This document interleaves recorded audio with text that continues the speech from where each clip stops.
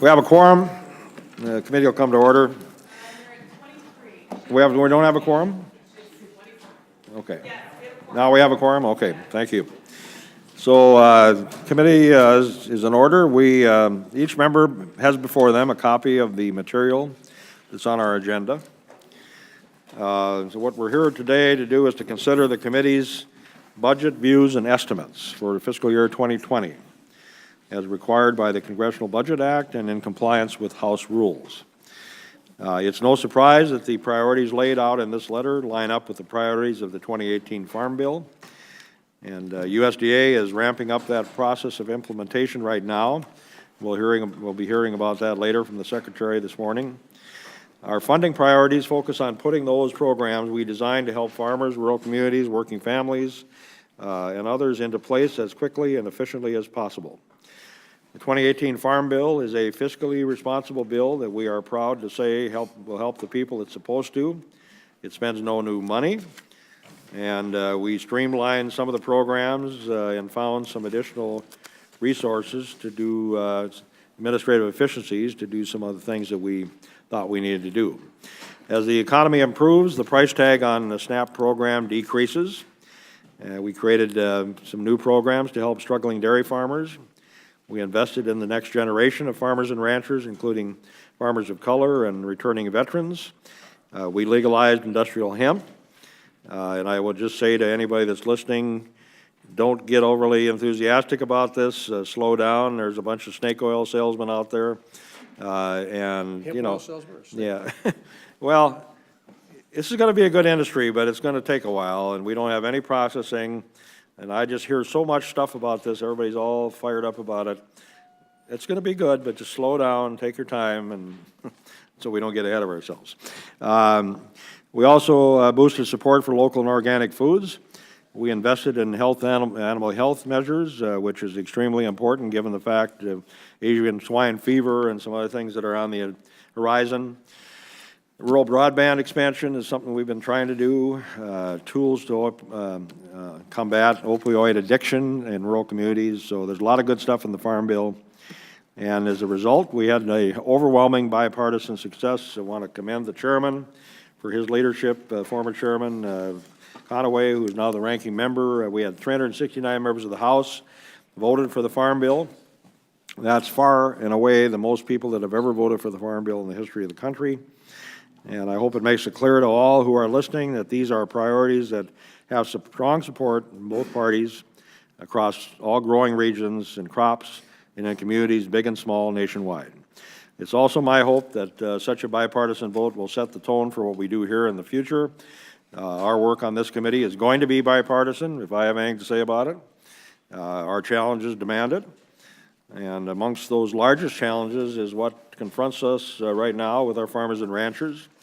The situation that our producers have is shaky at best, and I'm a little worried that it's going to get worse into the future. We have farmers in the southern part of the United States that have gotten clobbered by too much rain and other storm problems, and that disaster program that they needed didn't get into the omnibus bill, which is a big problem. And I'm committed to do whatever I can to make sure that that gets done, because I've been down meeting with those folks. If we don't get help for them, a lot of people aren't going to survive, right, Austin? You know, so that's 100% on my agenda. You know, we've been faced this before, and we'll figure out how to get through it, but I'm a little bit worried that we're going to be facing some tough times, and we're going to have to step up to the challenge as that materializes.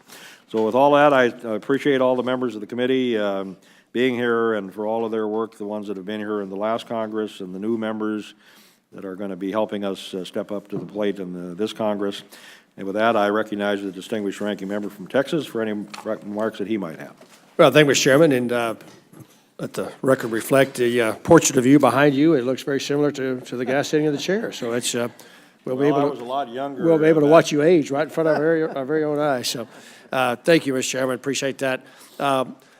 This meeting this morning is to consider the committee's annual budget views and estimates letters to the Budget Committee. And while I'm prepared to support the letter, I do have some major concerns.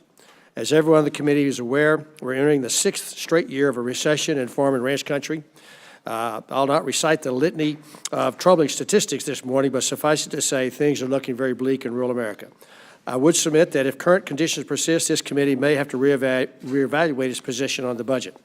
I don't want to spend a lot of time digging up old bones, but from my point of view, we've frittered away a lot of dollars on new and questionable programs in the Farm Bill that we should have been spending those dollars to bolster the farm safety net. I voiced those concerns during the conference committee report, but unfortunately I did not get a lot of traction at the time. So we are now at a point where conditions in farm and ranch country are continuing to worsen, and we do not have any additional dollars to devote to mitigating economic losses. Now, I know there's a tendency to lay current conditions at the doorstep of the administration on account of retaliatory tariffs leveled by our trading partners. But we all know that the agricultural economy has been in the tank since 2014, 3 years before this administration ever came along. What is more, nobody knows better than farmers and ranchers just how badly the global playing field needs to be leveled so the United States can compete fairly and freely with other countries. That's what makes the USMCA and our ongoing talks with China that are all about. I believe the President will strike an agreement with China that will further level the playing fields just as successfully as he negotiated a new agreement with Canada and Mexico. And assuming bipartisan support for the USMCA, this will certainly help the entire U.S. economy. But this by itself may not be enough to address current conditions, so I want to put the committee on notice that the budget letter before us may not meet the needs of struggling farmers and ranchers and may need to be revisited. Finally, the letter before us lays out problems inside and outside the Farm Bill that are today confronting our farmers and ranchers. But the letter is silent on some big issues, including regulations that add significant costs to doing business to our already cash-strapped farmers and ranchers. The administration is doing its best to provide relief to farm and ranch country on this score. But the House majority is now eyeing even new regulations whose damage to farmers and ranchers and the rural economy will be staggering. I'm speaking, of course, of the Green New Deal, which would hit the energy-intensive business of farming and ranching the hardest of any sector in our economy. Not long ago, we beat back the Obama administration's cap and tax proposal, but the proposal before the House today makes cap and tax look like a walk in the park. There is not enough money in our U.S. Treasury to offset the effects of that proposal would have if we're ever to become law. So with that, Mr. Chairman, I appreciate your new leadership on the committee. Look forward to working with you on a bipartisan basis. Now yield back. Thank the gentleman. So the business today is to adopt the committee's budget views and estimates letter that was prepared in consultation with the ranking member, Mr. Conaway, and it must be submitted to the Budget Committee pursuant to the Congressional Budget Act and the House rules. I now recognize the ranking member for a motion. Thank you, Mr. Chairman. I move the committee approve the letter regarding its views and estimates so that it may be forwarded to the Budget Committee. Thank the gentleman. That is a debatable motion. Does any member wish to discuss the letter? Hearing no discussion, the question is on the motion offered by the gentleman from Texas to approve the letter. All in favor signify by saying aye. Aye. Opposed signify by saying nay. Opinion of the chair, the ayes have it, and the letter is approved. Does any member wish to file any supplement, minority, or additional views to the letter that will be transmitted to the Budget Committee? If not, I think we're good. And this meeting is now adjourned, subject to the call of the chair.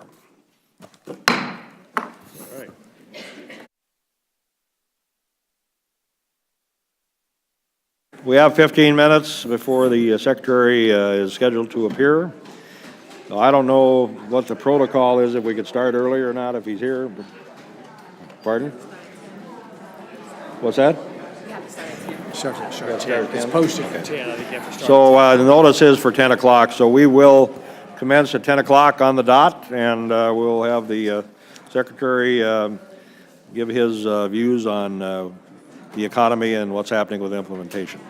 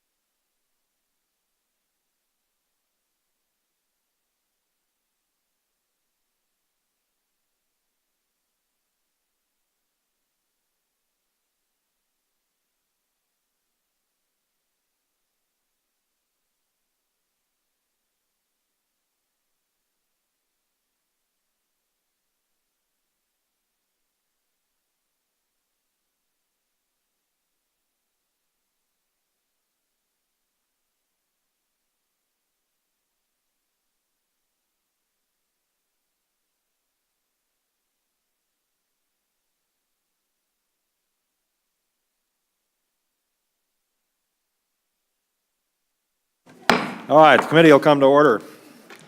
And we welcome all the committee members, all the new members. This is the first kind of official meeting of the committee, and we appreciate you all being here. Appreciate the secretary being willing to join us. We've got plenty of ground to cover today, and I'm sure there'll be all kinds of questions that I'm glad you have to answer and not me, okay? So, Mr. Secretary, I look forward to hearing your outlook on the farm economy in the coming year, your take on the implementation of the Farm Bill, an update on the overall health of the department, and any other thoughts that you'd like to share with us. But before we move on, I'd like to take a second to talk about money. Your visits to the committee over the last 2 years have come roughly at the same time that the White House has called for billions of dollars of cuts in USDA programs. So this year appears as no different. Just this week, the White House called for a 5% cut to non-defense spending.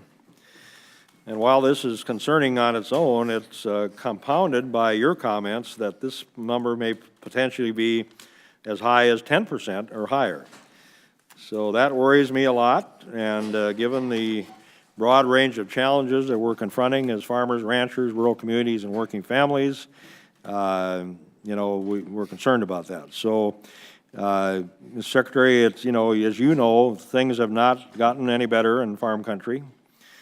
And so whatever you can tell us about where that process is at, I have no doubt that you're on our side, that you are concerned about our farmers and ranchers, but you have a role to play. We understand that, so I just like your take on things. And as these incomes continue to be down, or the prices continue to be down and continue to decline, the wins on the trade, which I hope are going to happen, have not materialized. The bankers are telling me that they're not going to be financing some people, so we're just concerned about where we're heading, and whatever you can tell us in that regard will be helpful.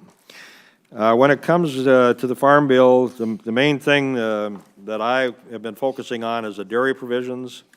I'm very proud of what we were able to do in the Farm Bill for dairy, and thank the former chairman for his help with that and the other committee members.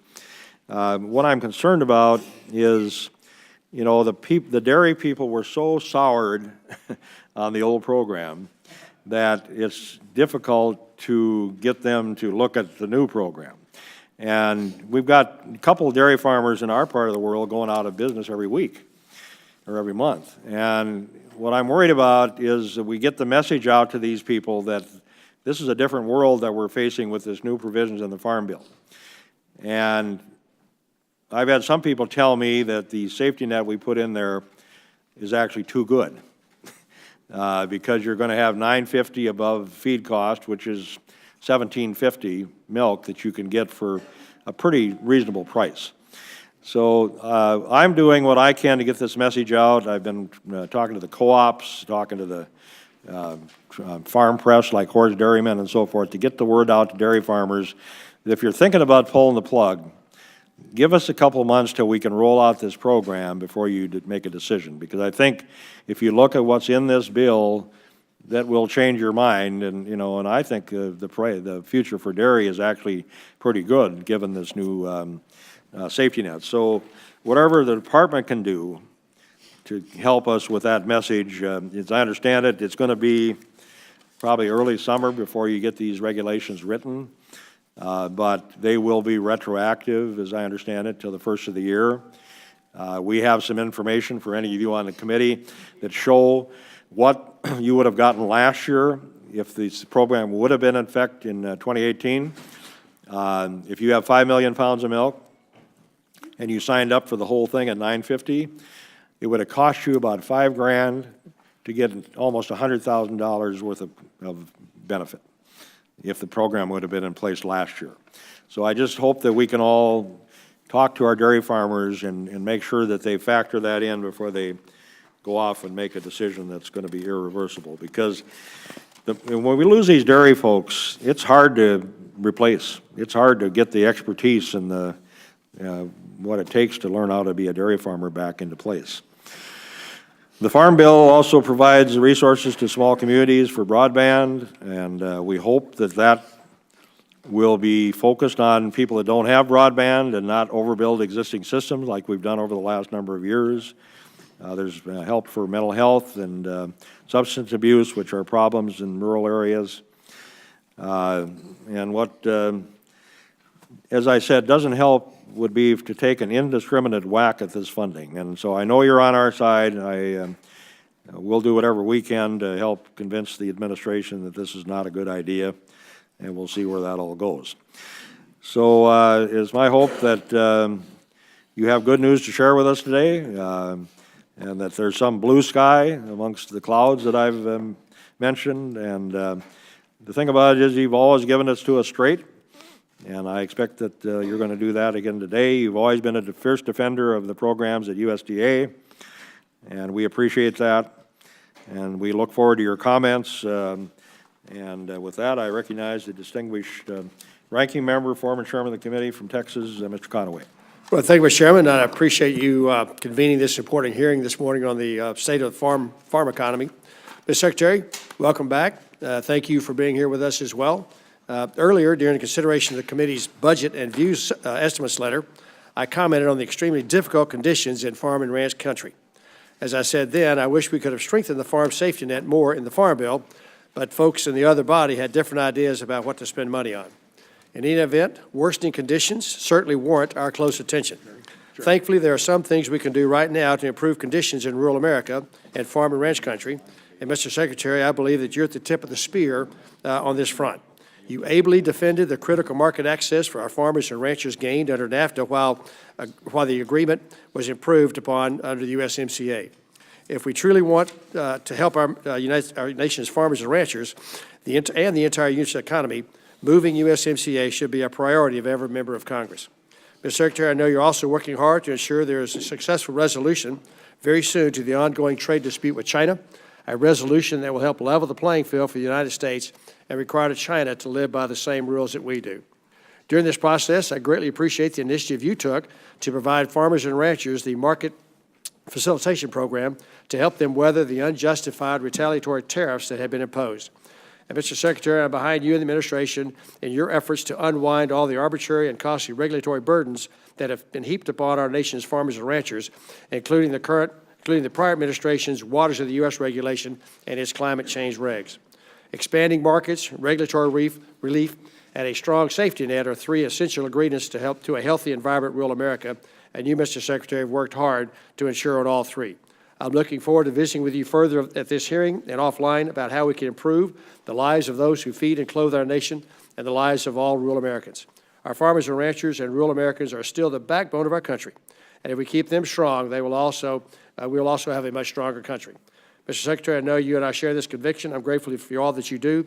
I look forward to your testimony, and I yield back. Thank you, Mr. Chairman. Thank you, gentlemen.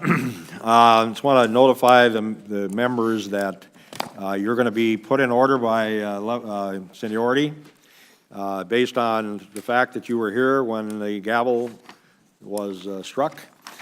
And anybody that comes in later will be put down the list. And you will keep your place if you have to. I know there's a whole bunch of committees going on and all that. If you have to step out, as long as you get back here in time to keep your place, you'll keep your place in line. And so we'll try to work this in an orderly fashion and make sure everybody has a chance to weigh in. So, Mr. Secretary, again, thank you very much for being with us today. We appreciate it. We know you got a tough job, and you know, I was in dealing with some of your Georgia constituents this last week, and I know they're having a very tough time, and so we appreciate what you do, and we want to be supportive and helpful with USDA to complete their mission. So the floor is yours. Well, thank you, Mr. Chairman.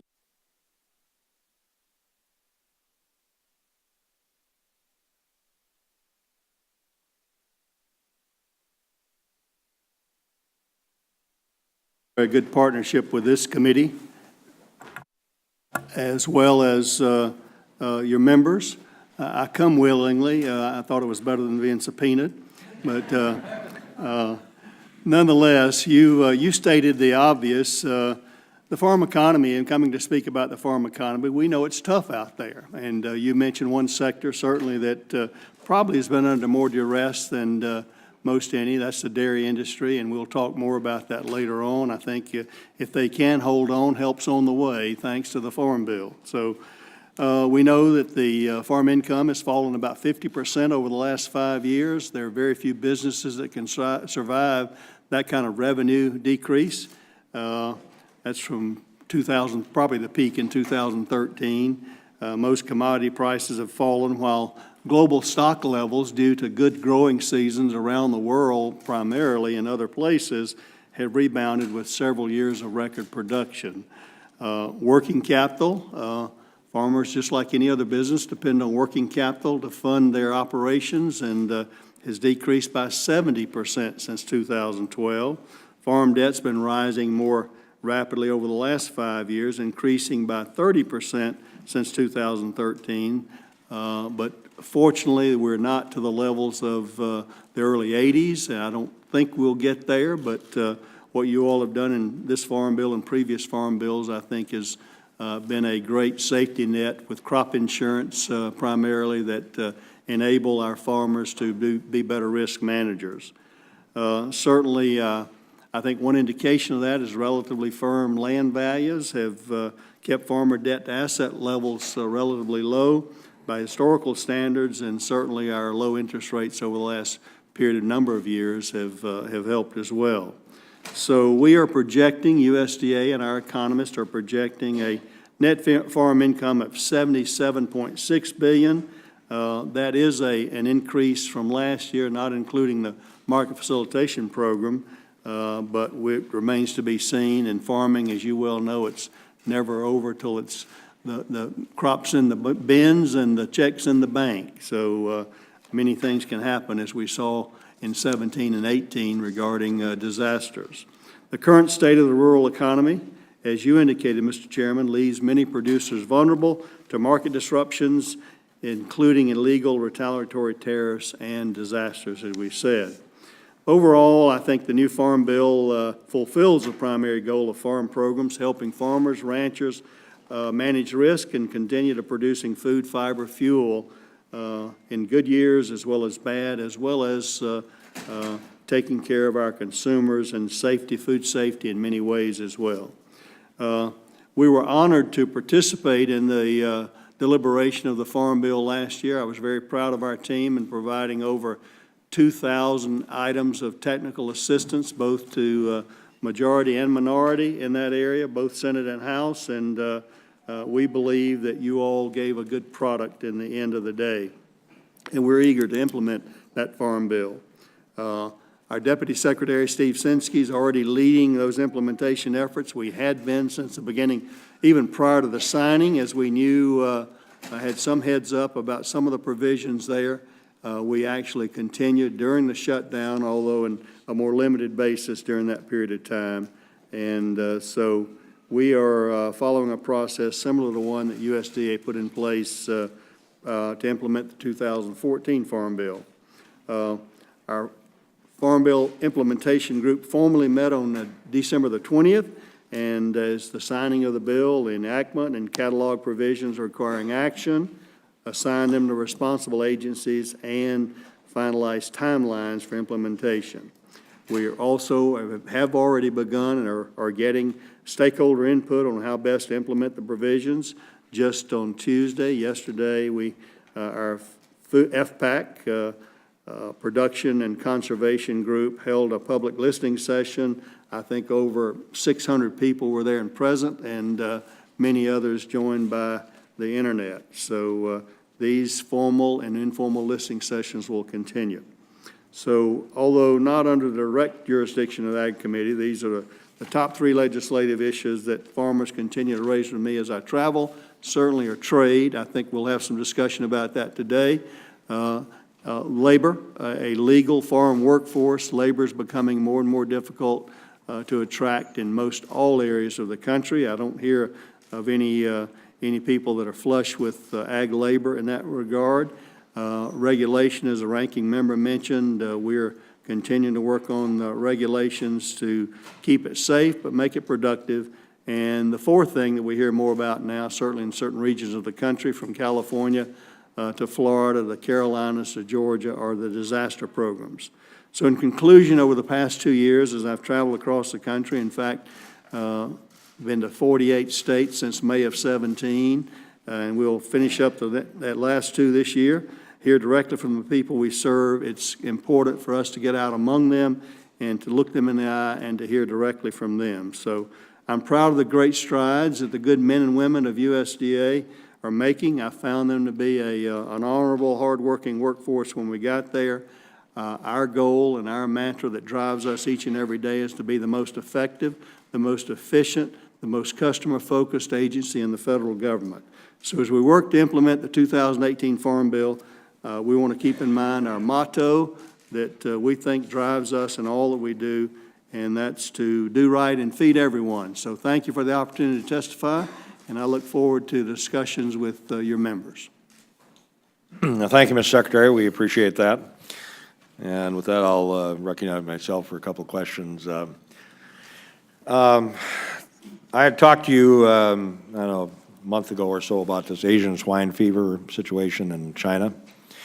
And my constituents are still very concerned about this, that they're worried about grandmothers bringing meat in from China.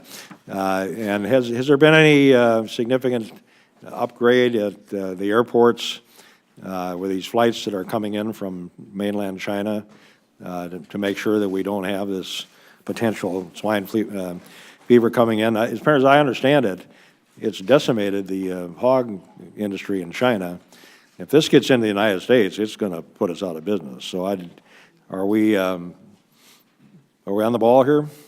Well, I think we are, but there's no doubt in these kind of transmissible diseases and the mobility of society today, there's no way to guarantee that, Mr. Chairman. But I think APHIS, our Animal Plant Health Inspection Service, is on the job at borders, working hand in glove with our Customs Border Patrol, using obviously dogs, rescue beagles in order to sniff out incoming travelers from internationally, particularly from those areas that we fear. But the pest transmission, both of animal and plant, is a real concern always. We're ever vigilant about that. We feel that we've got a good protocol in place. We're working both with our primary threats, although there are no evidence of African swine fever in Canada or Mexico.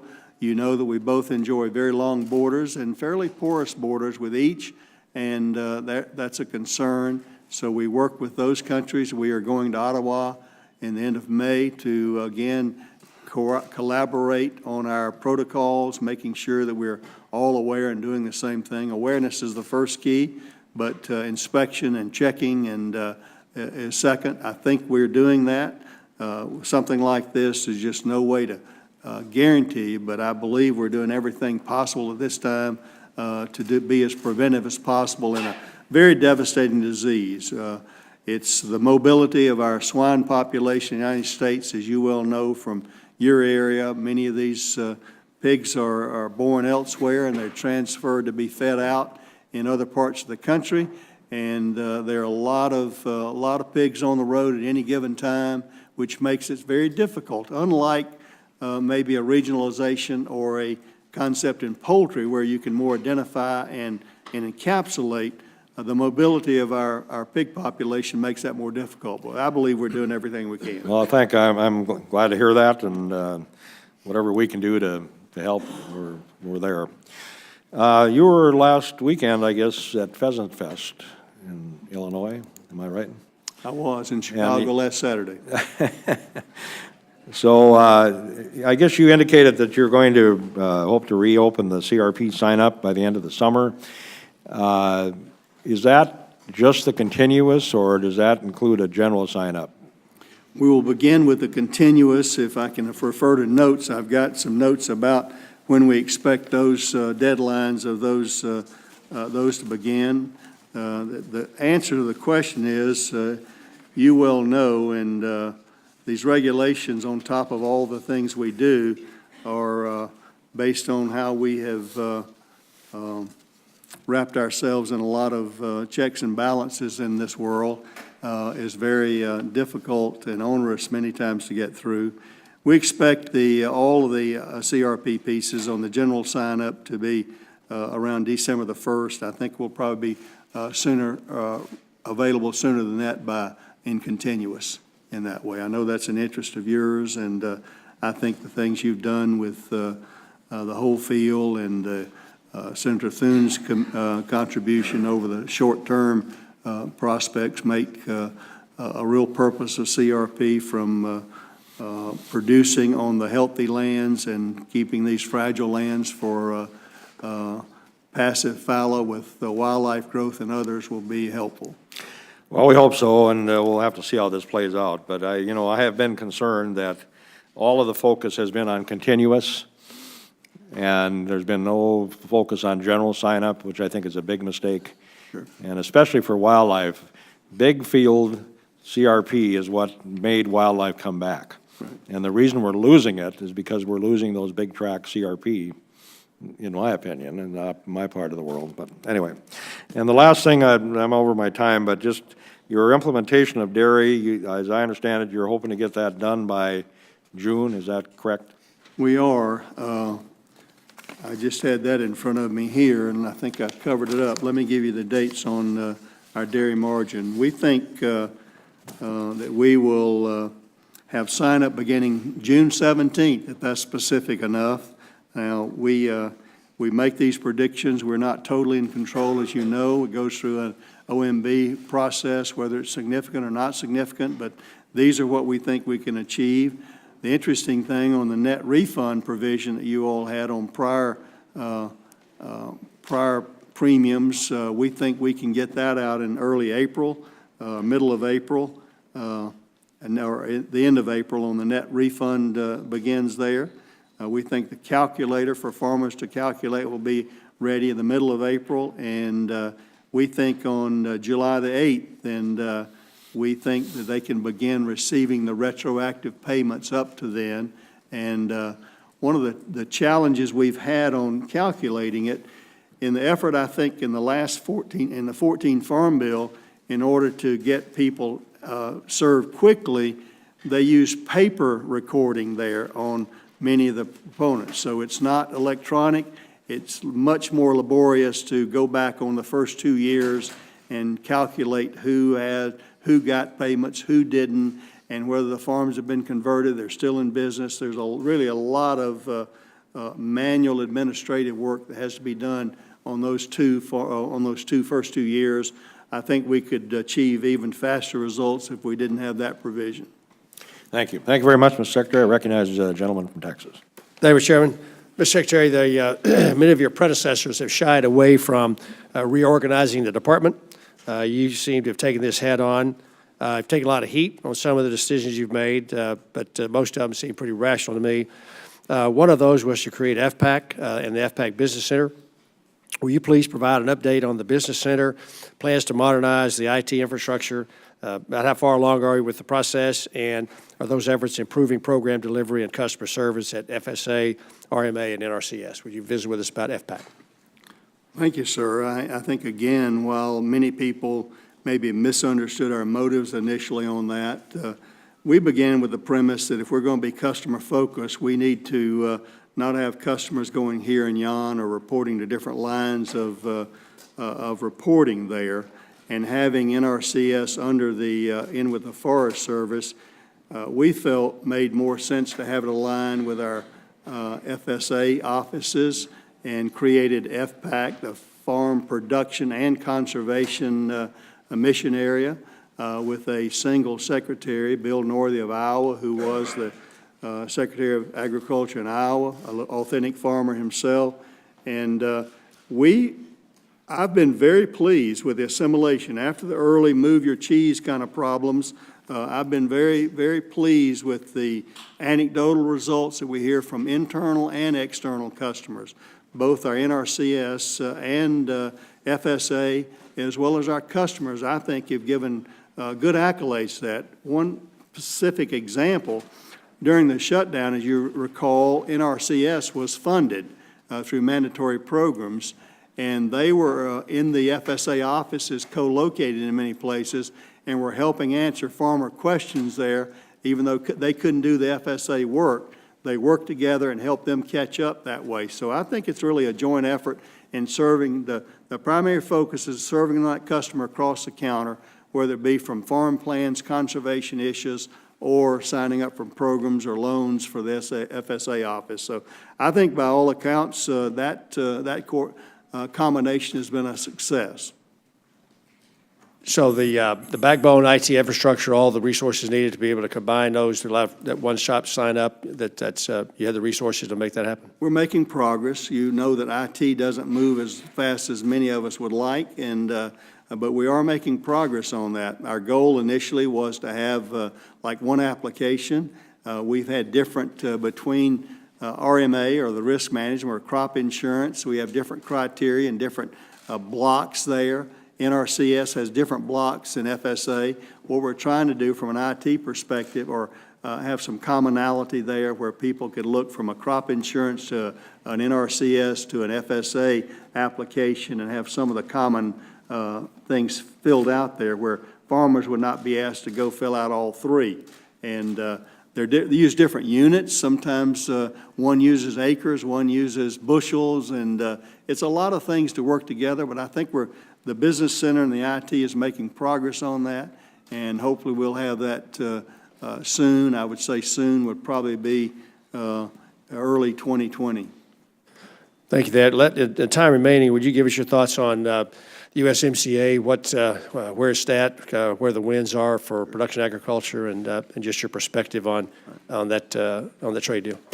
Well, certainly, it's a very, very important trade agreement, and like any negotiated agreement, you don't get everything any side wants, all they want in that regard.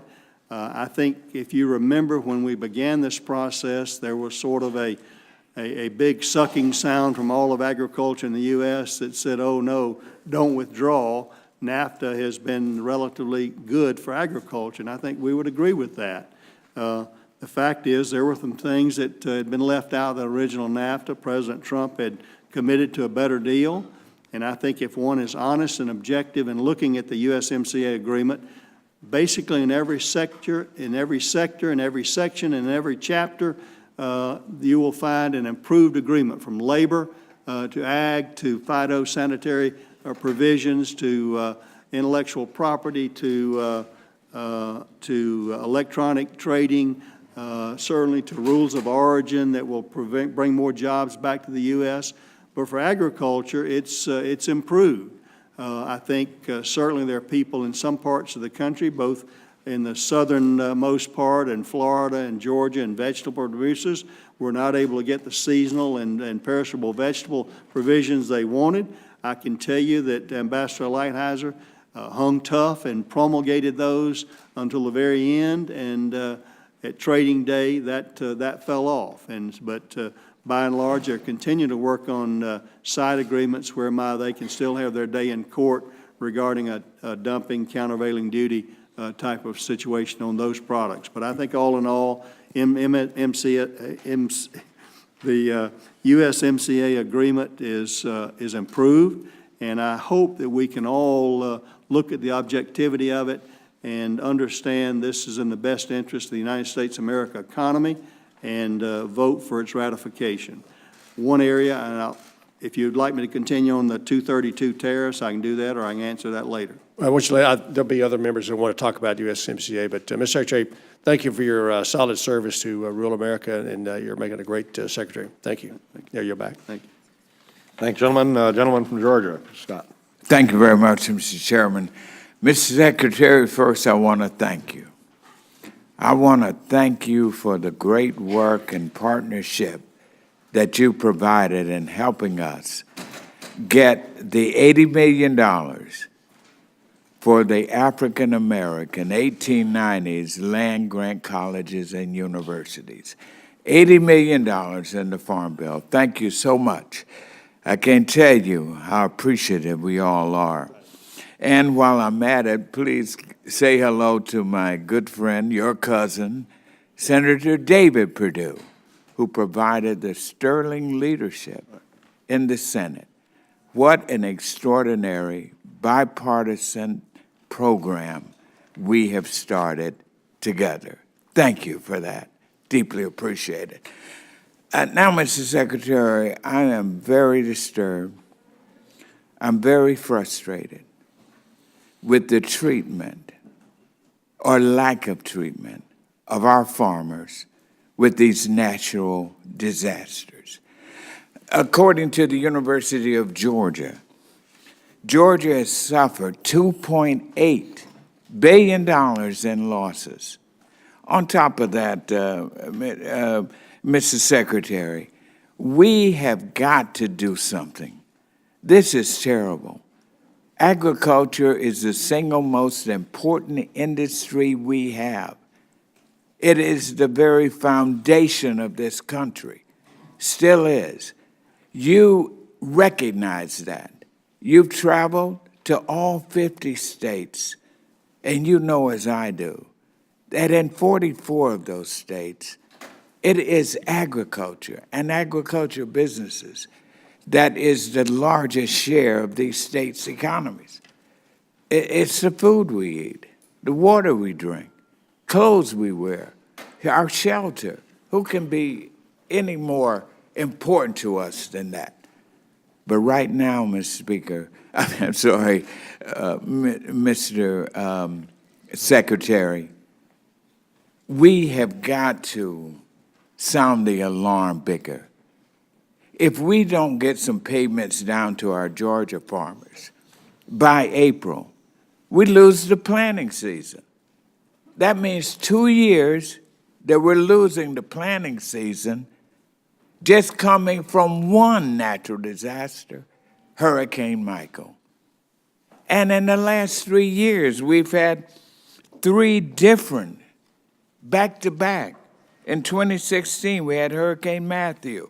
2017, we had Hurricane Irma. 2018, we had Hurricane Michael. And some of our Georgia farmers haven't had a crop since 2015. If that ain't enough to get us moving here. And so, Mr. Secretary, I know you share the angst, the frustration that many of us do. Austin Scott and myself and Rick Allen, we've been up here beating the drum left and right. But this stuff has to stop. We got farmers hanging on by their fingernails. The suicide rate among farmers is alarming. Up in our dairy farmers particularly, but all over. So please tell us, what is it we've got to do from your standpoint to get the respect and the dignity that our farmers deserved and help them?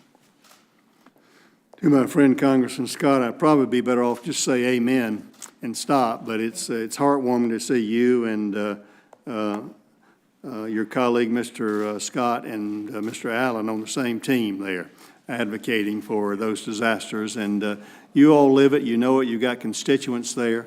I thought Congress did a wonderful job in the 2017 bill. We did, I thought, an extraordinary job in administering the WHIP program there. You have no difference, and I think it's really a sad state of affairs that we've not cared for the 2018 victims as we did earlier. I believe there's still time to do that. You said April, we need it sooner rather than later.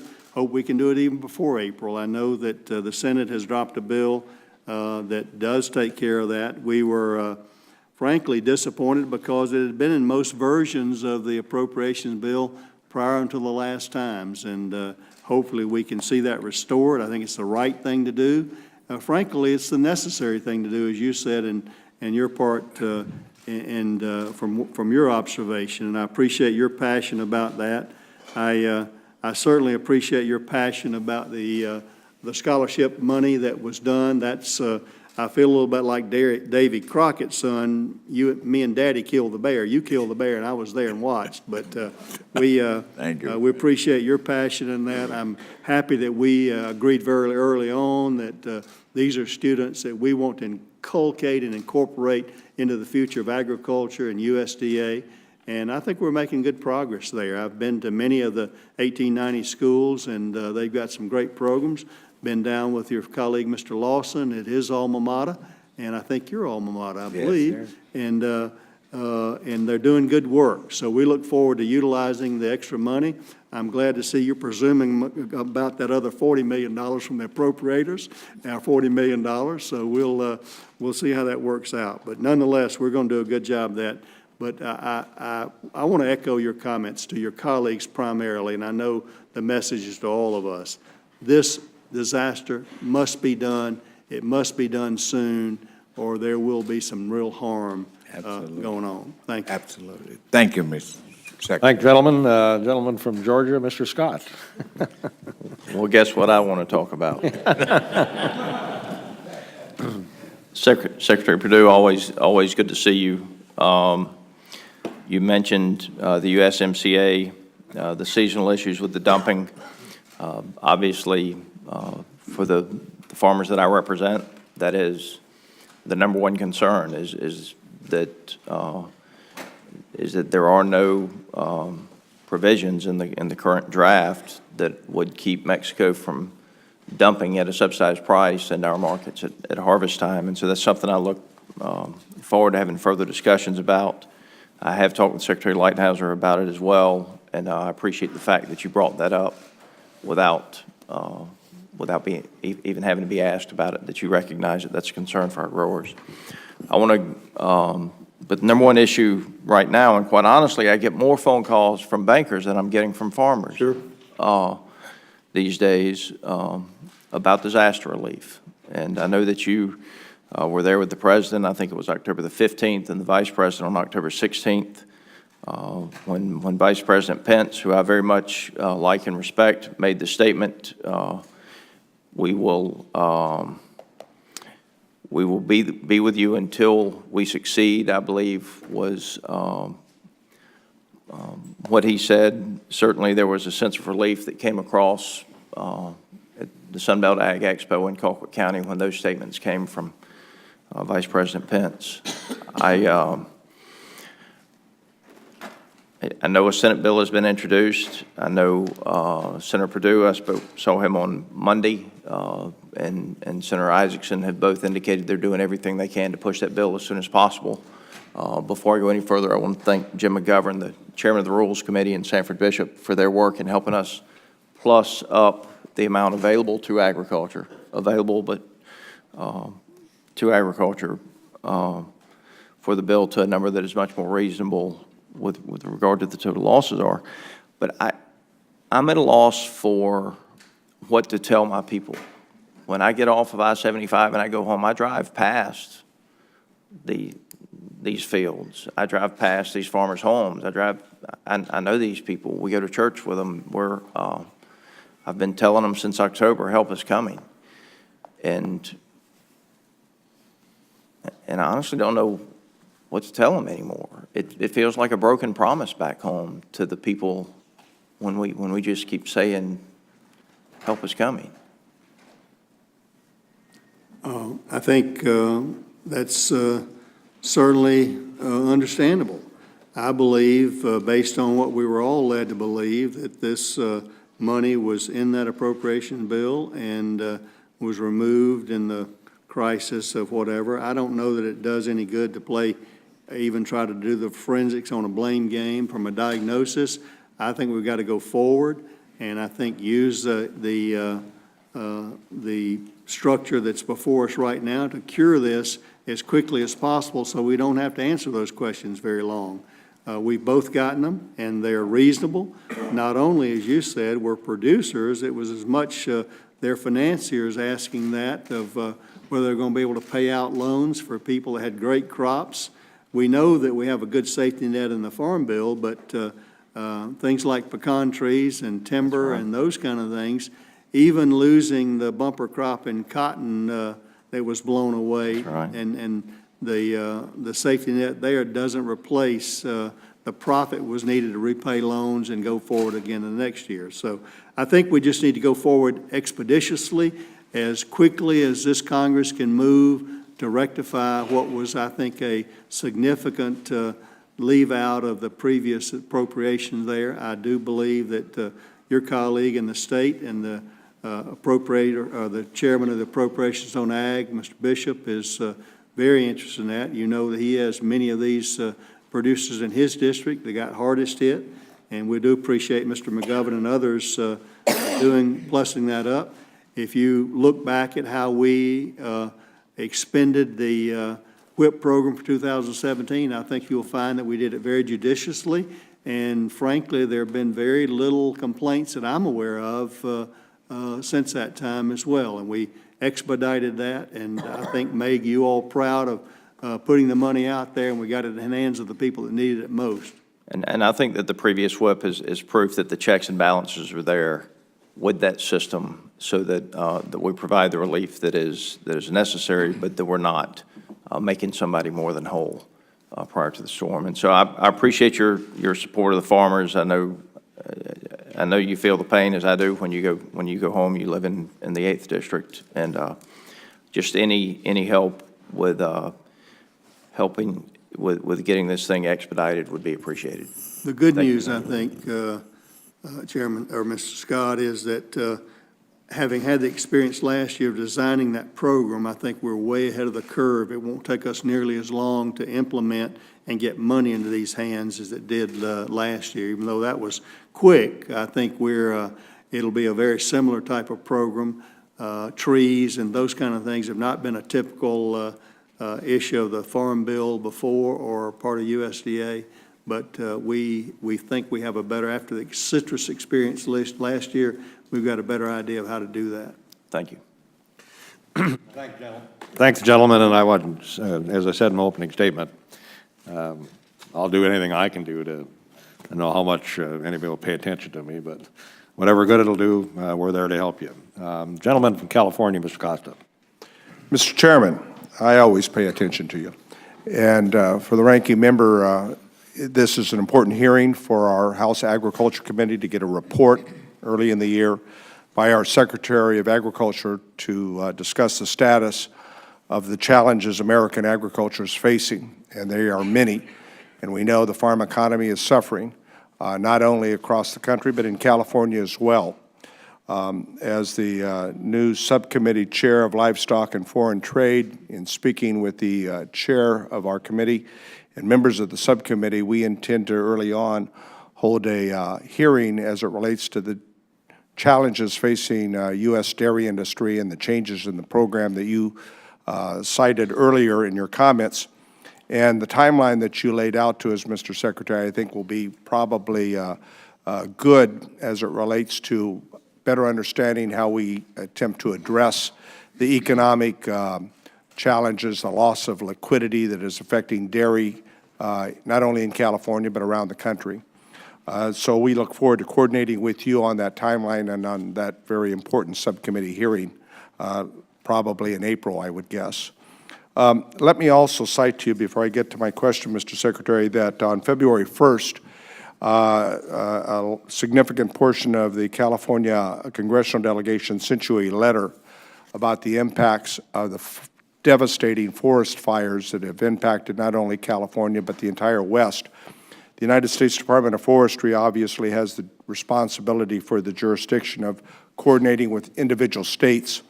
And the question that we cited in the letter that we sent to you about a month ago was trying to determine the impacts of the 35 days of the government shutdown, the closure, as it relates to contracts that had been noted for hiring, training for new firefighting personnel and other mitigation efforts that were put on hold for 35 days. We have not yet received a response, Mr. Secretary, and certainly would like, I think I can speak for the California delegation, we'd like to find out where we are on that, because obviously after the winter we'll have another fire season that we'll have to contend with, and we hope for the best. Let me, so if you can get back to us, give us an idea when you can get some answers to us on the questions that we asked. Absolutely, and I'm embarrassed that we've not responded already. We've set new accountability terms in our office over timeliness of responses. As you finish, I'll do my best to give you All right. a verbal answer. Very good. Let me ask you my question. It's on trade, part of the jurisdiction of the subcommittee. Last week, Canadian Ambassador David McNaughton to the United States and White House Economic Advisor Larry Kudlow predicted that the administration could remove Section 232 tariffs on steel and aluminum in a matter of weeks. Mr. Secretary, I don't need to tell you that the retaliation of U.S. agriculture as a result of these tariffs have been incredibly difficult to our producers. Dairy producers, processors, depend on exporting their cheese to Mexico. I have a significant processor that you met when you came to California last year. 20% of his product goes to Mexico. We have products that are in decline in China and India, exports to Canada. The list goes on. 44% of California agriculture depends upon foreign trade. The President admitted last week that his strategy to get the USMCA approved was to threaten the use or increase of 232 tariffs on Canada and Mexico. That's also impacted our European allies. He also threatened to withdraw from NAFTA before USMCA is brought to a vote. I think that strategy is a mistake. I was in Mexico in December for the inauguration. They simply said, look, we're willing to reduce our tariffs, but we want you to pass USMCA, and that's our only leverage. So my question to you is, whether than pursuing new markets and trade deals, which we need to do with Japan, and we need to resolve with China, where are we with regards to USMCA and these 232 tariffs? Can you confirm that Ambassador McNaughton and Larry Kudlow have hinted on that the administration will finally remove these, I think, misguided 232 tariffs in the next few weeks? I can confirm that we've had discussions at my level with my contemporaries, both Minister McCauley in Canada and Secretary Villalobos in Mexico, regarding the interest of all three countries to ratify USMCA, which we all believe would need to have the 232 tariffs resolved as well. I mean, that's their only leverage, obviously. They want it to pass, we want it to pass, but we need to get going. Certainly. I think, again, the removal of the tariffs, I think, is in the interest of all, and we're advocating to the administration to do that. Certainly, the President has responsibility for the whole economy. He began the 232 investigation, demonstrated a weakness in our steel and aluminum sector, and the potential for losing. But the 80% target date on aluminum said that's been met. Yes, sir. And I think what we're moving toward is a resolution over the tariffs, possibly to be replaced by reasonable quotas with which Canada and Mexico can live and have the retaliatory tariffs removed. We look forward to continuing to work with you. My time's expired, but this is a critical issue, and obviously for American agriculture, as you know. I may respond on the Forest Service regarding your letter and your question. I think overall, the hiring program, while we were concerned about that, preparing for the 2019 Fire Service, our Undersecretary in Chief tell me that they have regained the momentum that way. We don't think there will be any permanent harm. I do want to mention, however, I failed to mention earlier regarding the disaster provision. In the appropriations bill that was passed, the backfill of the money that we used to fight suppressed forest fires this past year was not refilled. That's been typically done. Over $720 million that we took from operations to help prevent forest fires and suppressing forest fires. That's money that we need to fill that back so we can continue to do the things you've authorized us to do. Duly noted. We'll work with our friends with the Appropriations Committee. Thank you, gentlemen. Gentleman from Arkansas, Mr. Crawford. Thank you, Mr. Chairman. Mr. Secretary, I appreciate you being here today. I think my colleagues have been drinking muddy water because I can't see through them. But anyway. It's the Red River Valley up there. Exactly. It took them a sec to figure out what I was talking about there. I want to commend you on the regulatory reform that you're undertaking. We worked on a deal in the Farm Bill last time around that removed the Sam and Dunn's requirements, and I know that you're working on that. Thank you for that. That's going to go a long way. I wanted to ask if there was specifically any other regulatory initiatives that you are undertaking right now that might also provide some relief to farmers. Well, I think working on, I believe we have that Sam's Done issue that was very troubling. I think we have it done. And the good news is farmers don't have to do that any longer. That was an unnecessary provision. Again, I think in the overall management of being the most effective and efficient, whether regulations or policy or just management tactics, we're ongoing working in things that will make us better customer servants there of the people that depend on us to implement the Farm Bill in that way. Obviously, many of the things that you talk about from a regulatory standpoint have to do with implementation of the Farm Bill. We're trying to make it as user-friendly as possible. Again, on labor is a great issue there over the H-2A program. We're working with the Department of Labor to eliminate the very onerous provisions of having to advertise in several counties and regions in order to qualify to get H-2A provisions. We are creating at USDA sort of a TurboTax type model portal where the farmer can come there, fill out all the information. We send that then to Labor, HHS, or not DHS, and Secretary of State Department in order to, as the primary statutory provisions on H-2A to help do that. We think that will be a big help. There still need to be statutory changes made in the labor force, but that's one area that we're trying to work on as well that will enable people to get the labor they need on their high-touch crops. Some of my colleagues have mentioned USMCA, and you've addressed that as well, but just give me your gut assessment of what happens if we don't close the deal on USMCA. I don't like to think about that.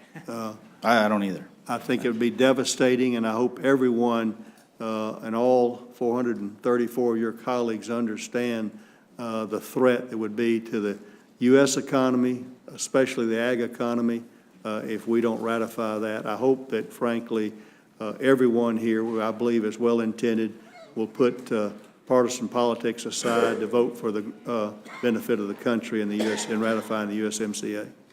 Let me just ask you finally, in this, you don't have enough time to answer this completely, but just give me your assessment of a Green New Deal. There's some estimates out there that it's going to cost a ton of money, money that we don't have.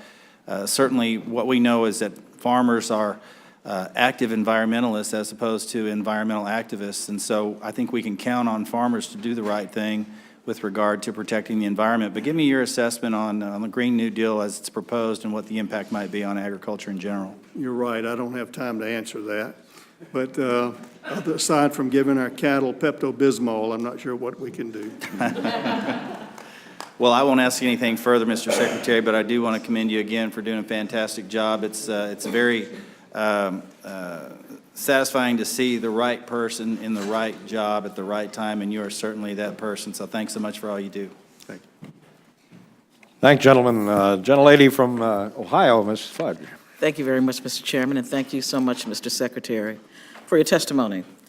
Mr. Secretary, under your leadership, USDA has implemented a series of what I really believe are kind of half-baked proposals to reorganize the department and introduce harmful regulations that we have had to come behind you and correct. In May of 2017, you eliminated the position of Undersecretary for Rural Development. Congress restored it permanently in the Farm Bill. In August of 2018, you proposed the relocation of ERS and NIFA, as well as decided to put ERS under the direction of the chief economist. Just in our most recent appropriations bill, the language delays this because we want to be sure that you are doing this in a way that makes some sense. So we have requested that you provide cost estimates and a detailed analysis to show if this plan before it can proceed. This past December, you issued a proposed rule on ABODs, and it's my understanding that you're getting ready to develop another rule to limit categorical eligibility. Congress debated these proposals just last year during the Farm Bill. They were rejected. You call it a missed opportunity. We call it intentional rejection. It is important to me to try to understand what your disdain is for poor people, or people who have fallen on hard times, or people who are just living on the edge, because what you're doing in these proposals is hurting those very people. Further, you have tried to circumvent other rules, and this one in particular really, really bothers me. There is a woman, her name is Naomi Churchill Earp, who has been nominated for the position of Assistant Secretary for Civil Rights. Mm-hmm. This is a person who couldn't even get confirmed to be an EEOC commissioner. This is a person that the entire civil rights community has said is not good for civil rights. And so I'm not sure if you really are interested in civil rights, or if you just want the person because you want them for some other reason. But I am concerned that now you have made her a deputy to go around the process of confirmation. It is just difficult for me to figure out where you're going. And if, in fact, you really do care about underserved communities, about people who have had problems with the department, or those who have difficulty finding a job. So my first question to you, Mr. Secretary, is with your new ABODS rule, can you please tell me what percentage of ABODS are veterans, are homeless, have mental or physical limitations, lack access to public transportation, or need language interpretation? That would help me determine how many people you're really talking about. Ms. Fudge, I don't have those statistics in front of me today. I can get them for you, but I would respectfully disagree with many of your conclusions. If you can begin with the Secretary of Rural Development, as you mentioned, we still don't have a confirmed secretary in two other important issues, along with Ms. Naomi Earp in civil rights. There are three of those out there that we don't, all three very qualified people. We wanted to get started very quickly on rural development. The Farm Bill before had created an Undersecretary for Trade that had not been filled because there was not money appropriated for that. We moved that to an Undersecretary for Trade because we thought trade was one of the most important ones, and asked Ann Hazlett to come from the Senate committee. Reclaiming my time, you thought that, but the Congress who makes these decisions didn't think that. Well, I think that was totally under the purview of the USDA to do that, ma'am. Well, we put it back in the Farm Bill, so it couldn't have been certainly. And we're delighted to have that, and I look forward to having a confirmed Undersecretary for Rural Development. I welcome that. That was not, it was no provision to do that prior to that. You had 7 and we needed 8. That sounds like a problem with in your department, sir. I mean, the Congress determined what we wanted to see, and that is what we expect to see. And I'm happy to have the 8th, and I appreciate that, and we'll certainly comply with that. We've already have a nominee to be presented. Reclaiming my time. You say you comply with it, but you turn around and try to promulgate a rule that is in direct conflict to something we just put in the bill last year.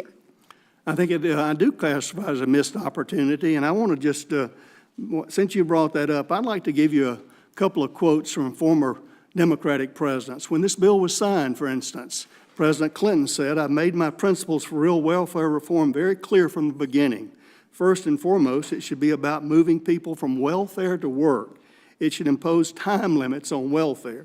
It should give people all that they need in order to go to work. This legislation meets these principles. It gives us a chance we haven't had before to break the cycle of dependency that has existed for millions and millions of our fellow citizens, exiling them from the world of work. It gives structure, meaning, and dignity. My time is up, Mr. Secretary, but let me just suggest to you, President Clinton was in office 20-plus years ago.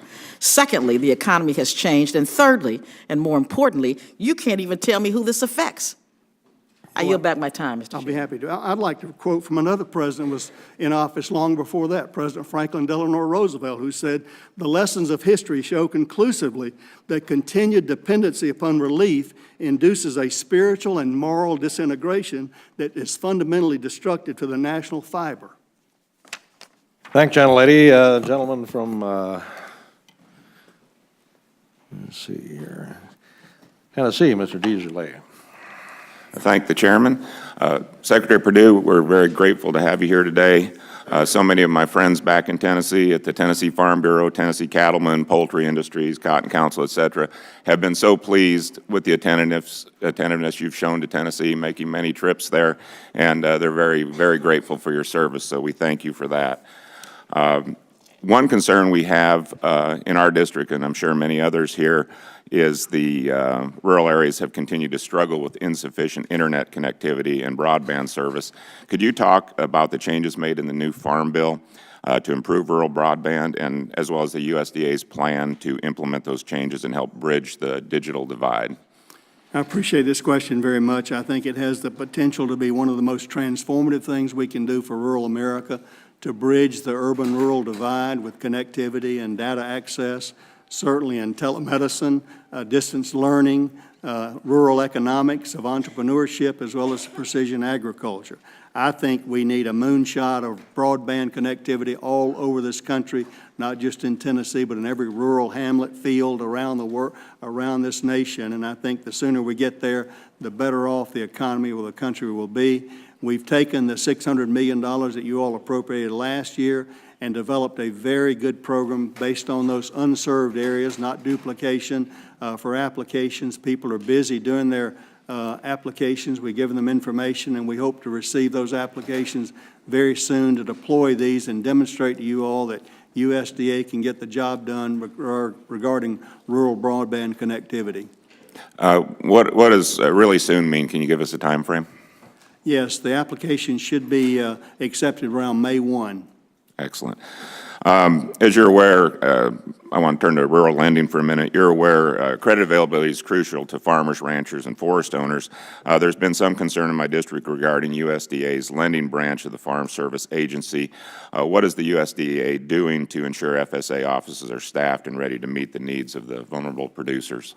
Well, obviously, labor and workforce continues to be at the forefront. You can't get things done without appropriate people to do that. We continue to work. We've authorized a hiring plan, and you probably are aware that it's not the most easy place to onboard workers into the federal government, but we are aggressively pursuing on a needs-based every area. We've tried to put not cookie-cutter approach, but look at the workload in every FSA office to make sure they have the people to meet the needs. But that's a continuing challenge. Well, speaking of labor and workforce, that's one comment I hear from constituents and employers in my district time and time again.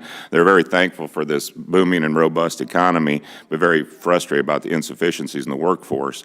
Can you discuss USDA's proposed rule that would adjust requirements for able-bodied adults without dependence on SNAP, and how this would foster self-sufficiency and bolster our workforce?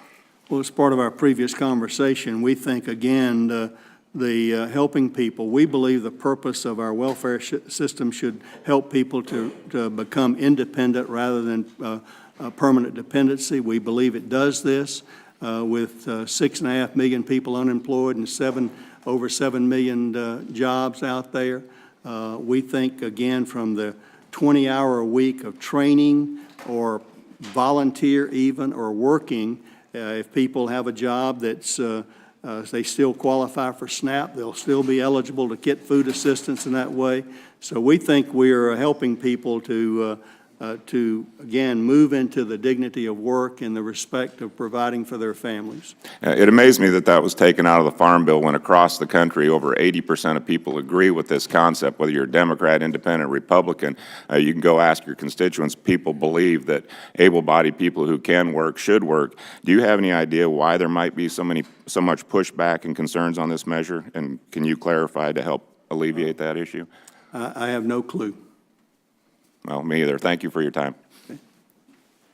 Thank you, gentlemen. The gentleman from Massachusetts, Mr. McGovern. Thank you, Mr. Chairman, and welcome, Mr. Secretary.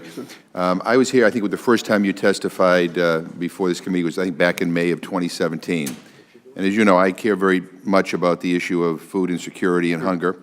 I asked you a question back then. I said, I'm looking for some assurances that you're a strong defender of the program, meaning SNAP, that you're not advocating structural changes or trying to put more hurdles in place to make it more difficult for people to get food, because it's a concern a lot of people in this country have. And so I'd be interested in hearing your views on what you plan for SNAP. And I thought your answer was brilliant. You began with, Mr. McGovern, I agree with you. And I still do. And then you went on to talk about how you support the program, and you ended with, but as far as I'm concerned, we have no proposed changes. You don't try to fix things that aren't broken. And when the motto is do right and feed everyone, I view that as very inclusive.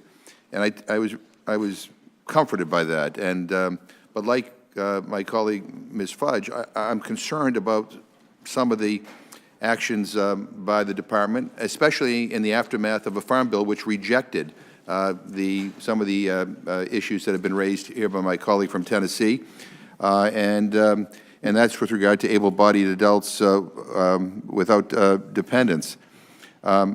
Just by the way, the reason, if the gentleman was still here, I would tell him that the concern that many of us have is that this is a very complex population. This is just not a bunch of people hanging around doing nothing, trying to take advantage of government programs. This population includes returning veterans who are having a difficult time reintegrating into our society. It includes young people who have recently aged out of foster care. It includes people recovering from opioids and individuals who were subjected to mass incarceration.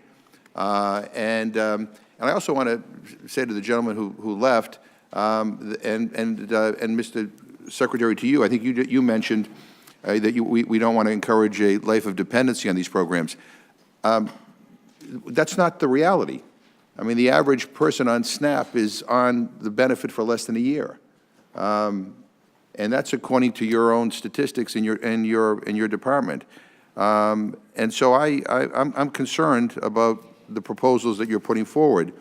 And your language in the proposed rule, I think, continues to stigmatize people on SNAP, and it blocks states from using their own discretion and waiving work requirements.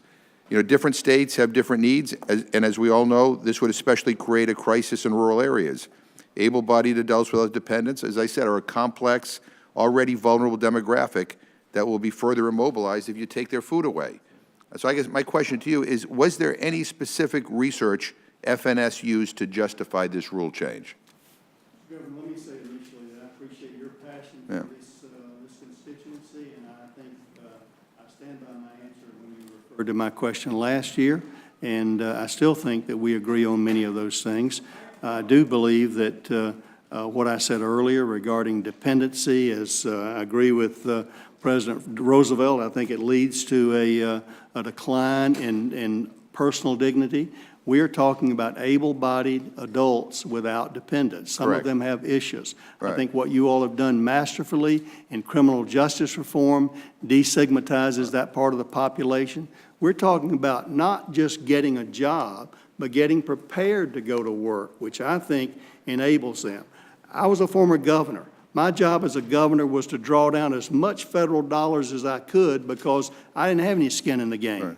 And that's what we see across the country with these waivers, which we believe, I know that they were abused in Georgia. I believe they're being abused in many places. Well, I mean, I've talked to a lot of governors who would take issue with you on that. But let me, as I said, I mean, this is, there are a lot of people who will be affected by this change are veterans, children who have recently aged out of foster care, people recovering from opioids, and individuals who were subjected to mass incarceration. I'm just trying to understand the basis for, you know, the change. Does USDA have data on the demographics within the ABOD classification? We will be happy to provide you And so what we have. I would request on the record that you share this data with the committee, because I think it would be helpful. I mean, and again, I mean, is there specific research in FNS to justify the rule change, or can you point me to specific research that proves that taking someone's SNAP benefits away will help them get a job? Mr. Governor, we are simply trying to preserve the integrity of the law as it was passed by Republicans and Democrats in 1996, which indicated there is a time period when a loss of a job or a health issue would give people an opportunity to have these benefits for 120 days. You know, and I understand that, and because the population we're talking about is complicated, And there are hurdles for many of these people to be able to get into a work training program or to get a job. I mean, returning veterans who are having a difficult time reintegrating back into the community, for example. I'm just trying to understand, you know, the benefit of throwing these people off of a food benefit, how that helps them get a job. I don't understand that. I mean, this is not a population, contrary to what some have suggested, who are just lazy, who don't want to work. This is a very complicated population, and I want to know what the research is and what the data is that the department is using to basically justify this rule change. And I would appreciate it if there is such data, if there is a study, if FNS has done something, to be able to share that with this committee. Because one of the problems when we talk about when we talk about SNAP and we talk about ABODs, is we tend to generalize. Everything fits into a nice, neat category. It's a much more complicated population. It's a vulnerable population, and I'm worried that if we go forward with what you're proposing, a lot of people are going to be hurt. And by the way, I think it goes against what the Farm Bill, which was passed in a bipartisan way, advocated for. And I think we will do everything we can to protect this population.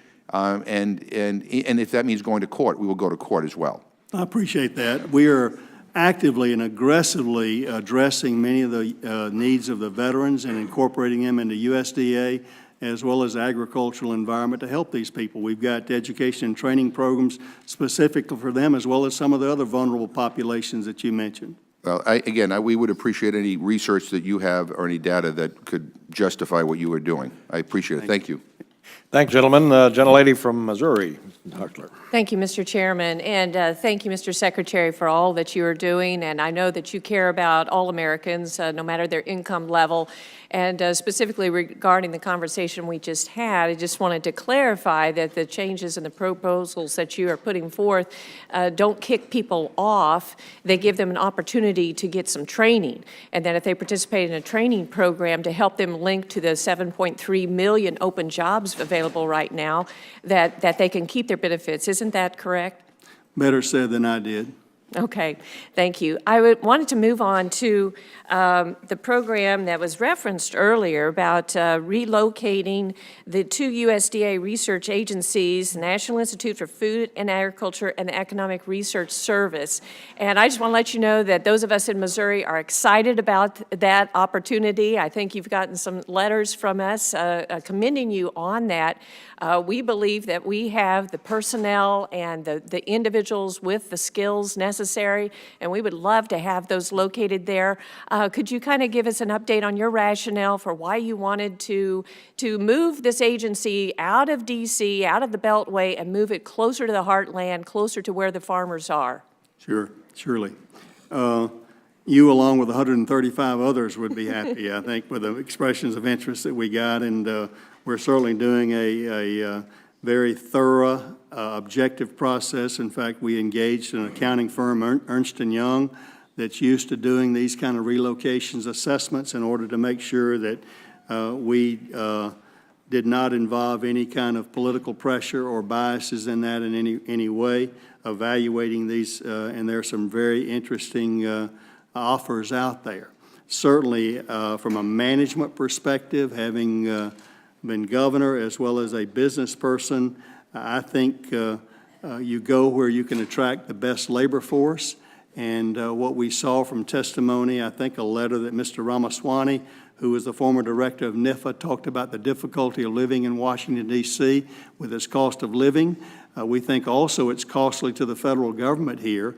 NIFA had a lease was up and had to need to move locations, and that's what began me thinking about the possibility of both these agencies being more relocated closer to the heartland of where their customers, most of their customers are.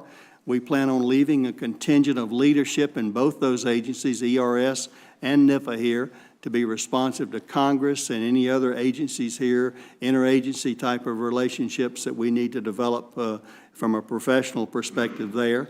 But frankly, most of the recruits that we have in a early PhD program, it's very difficult to uproot young families and try to give them a definite quality of life here in the D.C. area in many ways. So I understand it's a change, and people don't like change. We think there are adequate reasons. We'd be happy to, outside these hearings today that we don't have time, I'd be happy to discuss anyone that has major questions about that, our reasoning.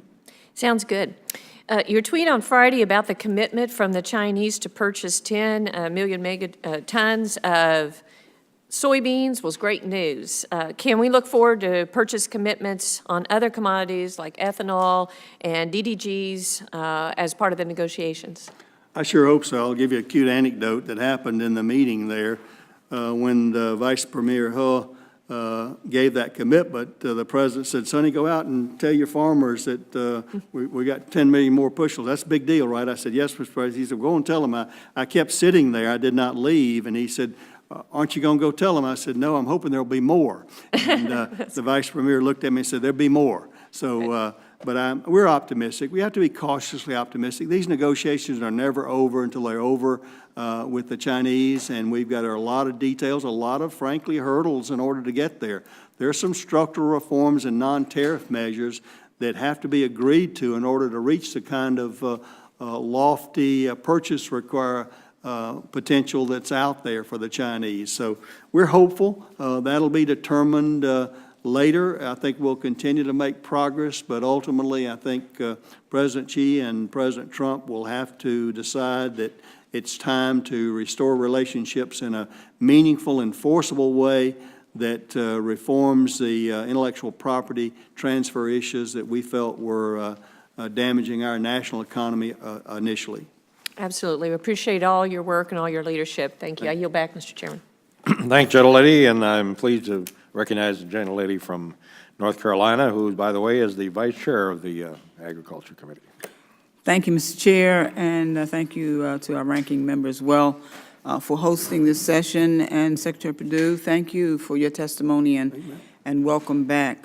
I was proud to work with a bipartisan group of my colleagues to authorize at least 3 centers of excellence at 1890 land-grant universities in last year's Farm Bill, and $5 million have been appropriated for these centers in the 2019 Appropriations Bill.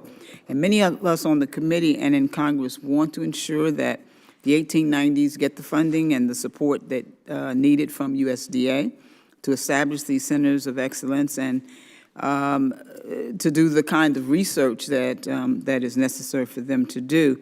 I'm curious about your commitment to work with us to ensure that the Farm Bill authorized level of funding of $10 million is included in the President's 2020 budget. I don't know that I can commit what will or won't be in the President's budget, but I can commit if it's there as you all appropriate it, we're going to obviously fulfill your vision for what we do with that in fine fashion. I think I want to mention one other thing about that. I think one of the better things you all did regarding the 1890s in the Farm Bill was to stop the rescission of the money that you're giving out there, them being treated differently than others. That will go a long way. Well, I want to thank you for that. That was an amendment that I had, and you supported that. You saw the inequity there. Certainly, that's what it was, and I appreciate your support there. And would, again, just like to have your support going forward. I know you can't tell the President what to do, right. But I certainly hope that you will certainly emphasize that. I also want to ask about your decision to appoint Naomi Earp as the Deputy Assistant Secretary. I understand that some issues around her views on civil rights and so forth have raised some concerns by the NAACP and other communities, and I think you may have responded to that, but if you could just tell me a little bit more, I'd appreciate it. I was extremely impressed in looking at her resume, but more impressed when I met her personally, quizzed her on her passion and commitment to fulfilling the laws of the land regarding our responsibility at USDA to fulfill the civil rights components in all aspects there. I was assured that she was prepared to do that, and certainly looking at her, she is professionally qualified, having led efforts at EEOC and others in that realm. I found her to be eminently qualified, and I look forward to her confirmation. Well, okay, I won't go any further with that, but just to say that there are lots of concerns in the community about not only things that she said, but the way she has conducted herself as it relates to civil rights. Our committee appreciates the work of the Food and Nutrition Services. I just wanted to add my support for SNAP and my colleagues who have raised that issue. I think when we talk about able-bodied folk and people needing to work, that there are many circumstances that create problems for them. We have a skills gap. Yes, there are lots of jobs, but in terms of whether or not people have those skills to do those jobs, I think that has to be considered as well. And also in terms of the children who will be impacted. If you take from the parents and those who are responsible for those children, the children suffer at home and at school. So I wanted to just raise that and say that childcare and many other things come into play. And sometimes, if our bellies are not hungry, have not suffered that pain, we don't understand the pain of other folk. But anyway, I think I'm about running out of time, but I'll submit any other questions I may have to you in writing. Thank you very much. And Mr. Chairman, I'm going to yield back. Thank you, gentlelady. Gentleman from California, Mr. Lamoffat. Thank you, Mr. Chairman. Secretary, we appreciate your appearance here today. Thank you for your time with us here.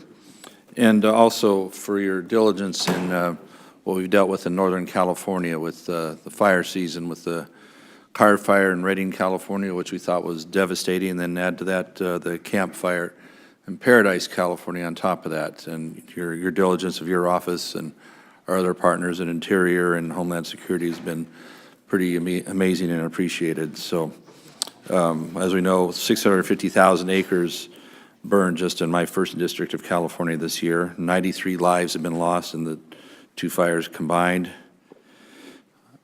That points out we need to dramatically change how we manage forests in California and the western states and across the country. Just in California, we have 130 million dead trees and counting across our 9 million acres in the state of forested lands. And we need to do treatment on it. We've got to do the kind of treatment that will help us to mitigate wildfire risk. You don't eliminate wildfire risk because lightning happens and people happen too, but you can certainly make a forested situation much more manageable when a fire does occur, as we had many years ago when the inventory of trees per acre and brush, et cetera, was much lower and much different in a natural setting. We've been putting fires out for 100 years, and now, we've got an overload of inventory of that material. So, needless to say, we had some really good provisions in the Farm Bill that passed the House on the forestry title. A lot of that was eliminated over on the Senate side. I'm glad we got the Farm Bill done. We did get some good pieces in there, but some really important leaps for all of us would have been there with the other parts in that title. So we did a lot of work on that, and then the work that was done in the omnibus previously that had forestry efforts in it really falls short of what we need to do. And it's very important to the assets that we're supposed to be stewards of in the USDA through the U.S. Forest Service, the forest asset, the habitat that it means, and the human lives that are affected. So we got to have strong management here. And at the rate we're going, under previous regimes with basically 1% of our U.S. Forest Service land being touched per year, it'll take 100 years to get across and treat them, and we don't have 100 years for the hundreds of thousands of acres that burn in the West every year especially. So we've tried to ensure the Forest Service has every tool available on funding, on separating disaster funding from your main course of funding. But we need to be much more aggressive at this. So can you, Mr. Secretary, update me on how we're putting in place something that'll move at a greater speed than 1% a year nationally, or even maybe up to a 30-year period to cover California on the treatment we need on all of our acres to be better habitat, more fire safe, more healthy, and to boot an economy. Thank you. I'll do my best. I think we are making progress in both policy, in authorities, and in funding. As you know, the fire funding fix doesn't begin until this next fiscal year. That's why I felt compelled to mention the $720 million that we had taken out of the kitty of operations to do exactly what you're asking to do in order to suppress fires coming up. We need that to refill so we can begin to do that. We have to prioritize. As you said, there's so much. What we're trying to do, what I've challenged the Fire Service to do, is to prioritize on those wildland urban interfaces that are the most threatening. Certainly, you saw it firsthand in your district in Paradise, how we need to focus first on those, but also we're so far behind the curve. We need those other categorical exclusions that you mentioned, Yes, sir. such as the dead trees there, and be able to remove them on a landscape scale rather than having to go one application after the other, which all of them are subject to NEPA and litigation, and that just slows the process down. We have good work on the good neighbor policy, allowing local tribes and local governments and even neighboring private lands. I think we need a lot stronger help from the private sector on this to do it faster than what we are. Let me touch real quickly. Good work on getting rice into China. How's it going on Japan with the discussions and getting rice a little more strongly into that economy? We don't know yet. Obviously, Ambassador Lighthizer will focus on Japan along with China over the understanding that the TPP implementations are coming and our producers will be at an extreme disadvantage there. He understands how important Japan is and is committed to me that he will move on that as quickly as able with them, and hopefully can get an agreement that's TPP or better very soon. Thank you, gentlemen. Recognize the gentlelady from Virginia, also the new subcommittee chairman of Conservation and Forestry, Ms. Svanberger. Thank you so much, Mr. Chairman. Good afternoon, Secretary Perdue. It's so nice to see you. Thank you for being here. And first of all, I'd like to start by inviting you to join me in Central Virginia, visit my district sometime. We have bison farmers, vineyards, dairies, small and large soybean farms, hydroponic farms, small family, certified naturally grown farms, and I'd love to take you on a tour of quite a few of our farms if and when you have the time. But my question today is about rural broadband. I know there's been a number of questions about this already, but according to the FCC's 2018 Broadband Deployment Report, almost 30% of Virginians living in rural areas don't have access to fixed broadband at what's considered a minimally acceptable speed. That's 3 megabytes per second upload. This creates significant challenges, from the ability of businesses and farms to operate in these communities to the ability of our kids to do their homework. And across my district in Central Virginia, we have some students who sit in McDonald's parking lots so that they can get access to internet. And it is drastically impacting their ability to compete with other students, to have the same experience as other students in some of our more populated suburban areas that have stronger broadband internet. The FY19 2018 appropriations included $550 million for the Reconnect program, a broadband loan and grant program, and the USDA's Rural Utilities Service also has other programs to support broadband, such as the Community Connect grants and the Distant Learning and Telemedicine grants. You spoke briefly about USDA's rural broadband effort. So my question is, do you think that the funding level is sufficient and the structure of the programs are appropriate to address the challenge of getting broadband to rural communities across the country and, in my case, across Central Virginia? Surely, certainly not across the country. I think it's enough to indicate that we can deploy these in a competitive way, working with private sector partners. There are three tranches of that money. There is grant money, $200 million, loan grant money of $200 million, and $200 million of loan, just loan money, of which there has to be equities in there. It's only the tip of the iceberg in the beginning. You have a beautiful district, and I would love to come visit and tour and visit with you to your farmers, but the fact is, you're absolutely right. Not only your district, but many of the districts of your colleagues around here have situations that are exacerbating the rural-urban divide. Yeah. And if we want people to live in beautiful places like you have all over your district, They're not going to do it without the kind of services that are just as important as electricity was in the 30s. That's right. And that's what I would love for this committee to be a champion to help us moonshot to cover this country from coast to coast with broadband. Thank you, sir, and thank you very much for your comments on that. My district is a perfect example. We are majority suburban in population, majority rural in landmass, and that divide that you mentioned is happening right in Central Virginia in our congressional district. I have one more question about broadband, and I'm curious, what do you expect the impact of the Reconnect programs funded at the 2019 levels to be on the number of people who can access broadband? Sort of what percentage of the need do you think that that program might be able to address? I'm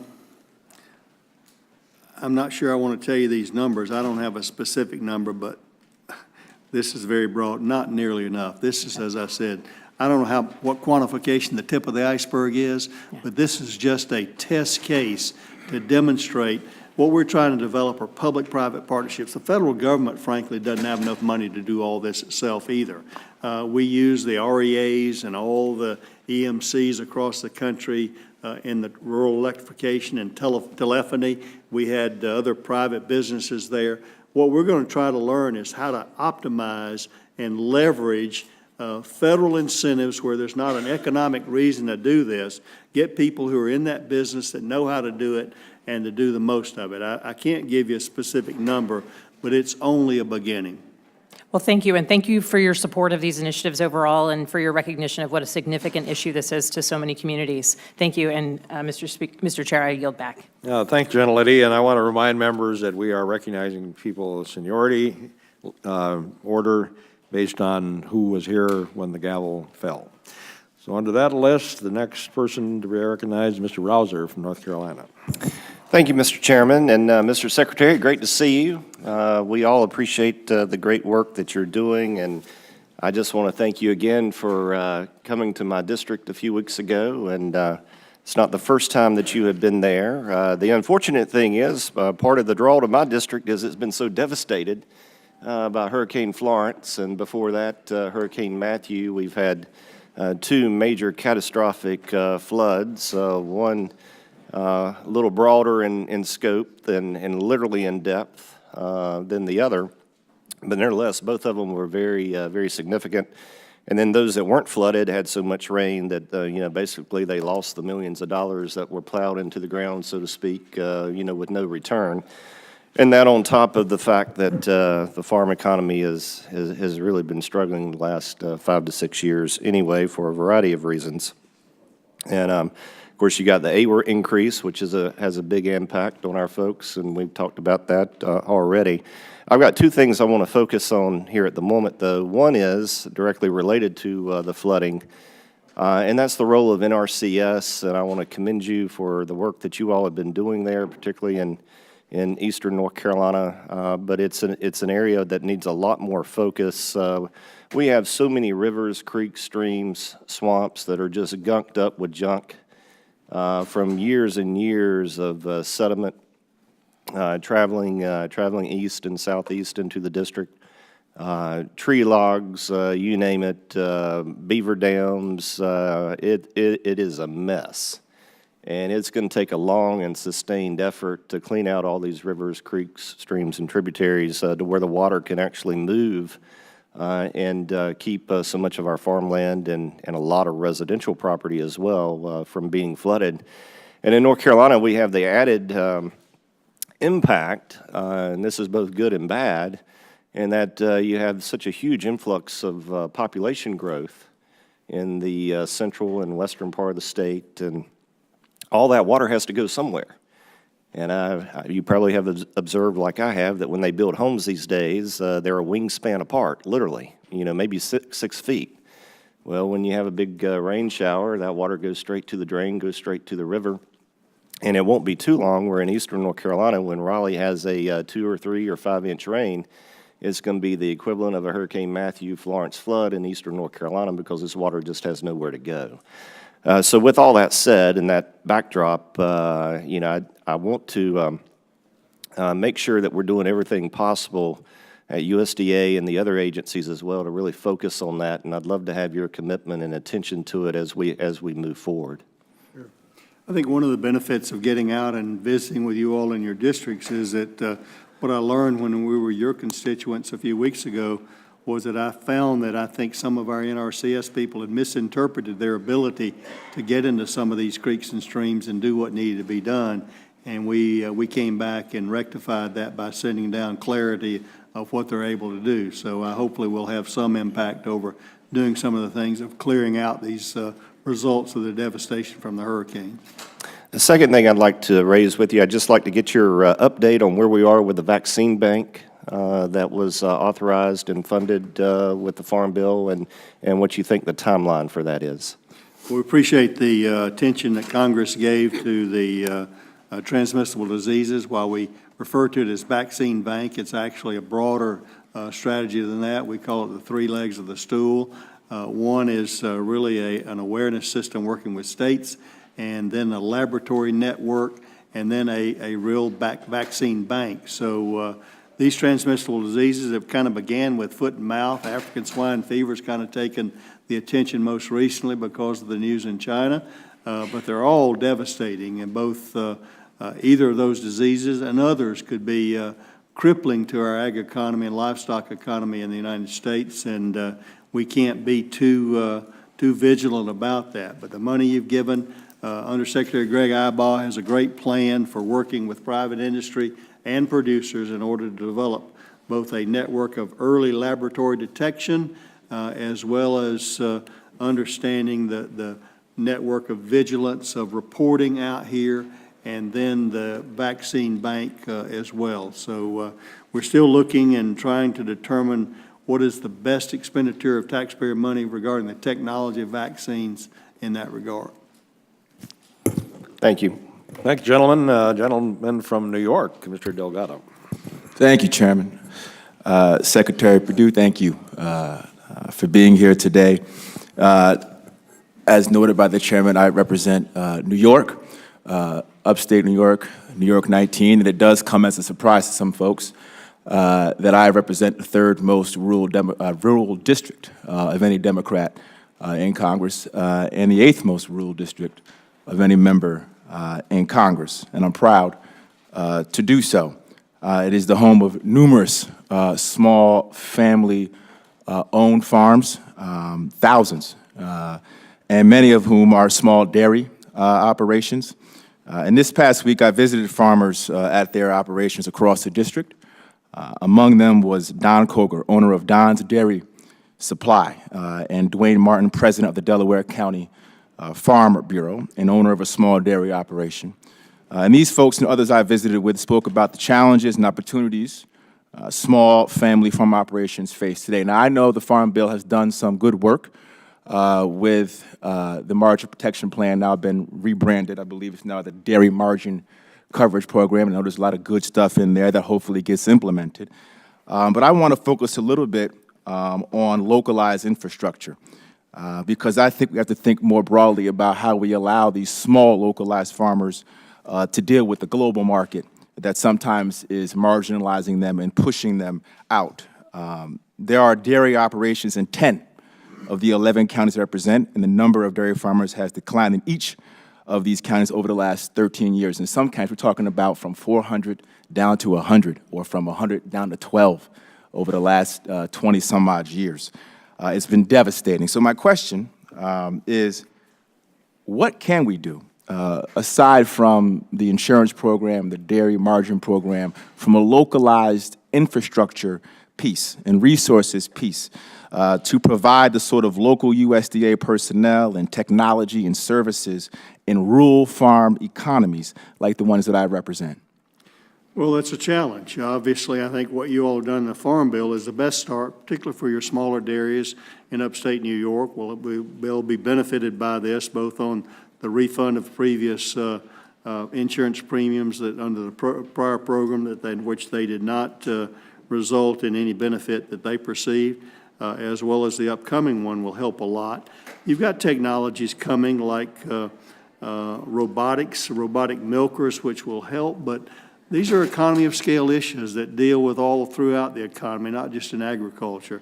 And the economy of scale of of a dairy industry from a small dairy is going to be extremely difficult going forward, even with the new farm bill. I don't think any of us would submit that we're compelled to keep anyone in business if it's not profitable or they cannot justify that. But it is challenging. I wish there were more that we could do. And we're open to any suggestions from that and using all the tools of USDA to get that done. But dairying on a small scale, a small economy of scale, is like a lot of agriculture. When I grew up, you could, a man and wife could probably have 300 or 400 acres and support a family of 2, put the kids through college and do that. Now, even in row crop, non-dairy, it's up to 12 or 1,500, maybe 2,000 acres in that regard. So you see not only the number of dairies going out, but the number of cows are not reducing that much. We've actually gotten more productive per cow in many places in the economy of scale. So these are challenges that are really intractable, and we look for any ideas that you may have in visiting with your constituents of how we can help. Yeah, I appreciate that. I did have another question on a separate matter, but your answer makes me think otherwise. You know, I would hope that given what these communities have done for our country, the rural quality of life that they provide for so many wonderful communities everywhere, that we don't allow the economies of scale, as you put it, to deter us from doing the necessary work to think about how we can do better by these communities and not let the concentration, the monopolization of the industry be guided by our democratic principles. Because at the end of the day, these communities are being left behind. And I do think it's imperative that on some level, we don't just dismiss the problem as an effect of a growing economy, but that we have a responsibility at some level to do the work and to figure out how we can help where appropriate. Thank you. We're willing to explore and implement any ideas you may have, sir. Thank you. Thank the gentleman, and the gentleman from Nebraska, Mr. Bacon, is recognized. Thank you, Mr. Chairman, and thank you, Secretary, for being here today and sharing with us. First, I regret some of the comments made on what you're trying to do with the SNAP program. I think they're being misconstrued. We know your goal is to set money aside to provide technical training, college training for those who are able-bodied, don't have small children, don't have a handicap, and helping them get a high-paying job. The goal here is to break the cycle of poverty. So this is a war on poverty, not a war on the impoverished. So I just want to say I thank you for your leadership on this. I think it's needed. Secondly, I wanted to follow up on the foot and mouth disease discussion, because that's one of the highest priorities that I hear from our beef producers and our pork producers. And so I appreciate your comments that you made already. My question to you is, what more can Congress do to partner with you in the Department of Agriculture to make this, the future of this a success? Because we want to have this vaccine bank down the road so we don't have an outbreak. When I talk to our cattlemen and our pork producers, a foot and mouth disease outbreak would shut down trade for 5 years or maybe more. And that would have a devastating impact there, but also on our corn producers and a ripple effect across the entire economy. So what more can we do to support you in this effort from Congress? Well, again, I think the initial appropriation over the vaccine bank will be a beginning as it help us to determine the right technology to use and the right product to use. I think there will probably be more appropriations needed to fund a vaccine bank. I don't know that we're able to give you the right direction to do that, but as soon as we have some direction, we would recommend to you. It will probably, like most solutions here, require some more money. Again, I think just the awareness that the industry and Congress has brought to this issue helps everyone be vigilant about it. Awareness is the first step in any kind of solution, and I think you all, by funding it and putting it part of the Farm Bill, have helped to make awareness for all producers across the United States. Well, thank you. I intend to work close with Mr. Eibach and your team, because we want to make sure that we are ready to react and respond here to give you the tools needed to make this a success. In the end, you know, the beef industry, we're the #1 exporter in Nebraska for beef of all 50 states, and this is a critical program, so I want to thank you there. Finally, I just wanted to ask a little bit about USMCA.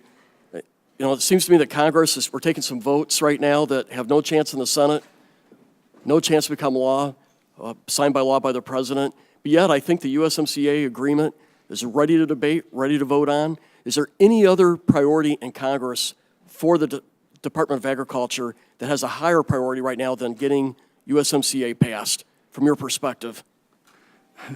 Maybe aside from the disaster bill that we've talked about previously, I think, again, this certainly is critical. As I've told you, I don't think we want to contemplate the consequences of non-ratification, and I know that we're heartened by the coalition that's already forming out there, very strong, Farm Bureau, Chamber of Commerce, both business and major ag groups. There's a lot of energy and a lot of momentum there right now, so I hope we don't tarry too long in that. Obviously, the trickiness of the 232s play into that to some degree, but I'm hoping we can resolve that sooner rather than later. And what I heard you say today, and I heard previously from other leadership within the administration, that we didn't get every change that we wanted in the USMCA, you know, when compared to NAFTA. However, every change that was made was to our advantage. Absolutely. Do I have that right? Absolutely. That's I challenge anyone to go line by line, chapter by chapter, and verse by verse and say where it's worse than it was. I don't think you'll find it. Well, in some of our counties in Nebraska, $50,000 of their income is directly related to trade with Canada and Mexico. This is a priority. We got to get it done. Thank you, Secretary, for your answers today. And Mr. Chairman, I yield back. Undersecretary Eyeball reminds me of that on a regular basis. Thank you very much. We'll now give 5 minutes to Ms. Craig. Thank you so much, Mrs. Chairman. Thank you, Secretary Perdue, for testifying this morning about the state of the rural economy in particular. I'm thrilled to serve on the Ag Committee, and I'm from the great state of Minnesota with our chairman, Mr. Colin Peterson. And about half of my district is rural in nature, so it's a pleasure to be here today. Mr. Secretary, farmers throughout my district are struggling with record low farm incomes and low commodity prices. My farmers have made it clear that maintaining the farm safety net is critical to keeping their operations afloat. Thanks to the work of this committee, before I got here, the Farm Bill gives producers access to valuable risk management tools.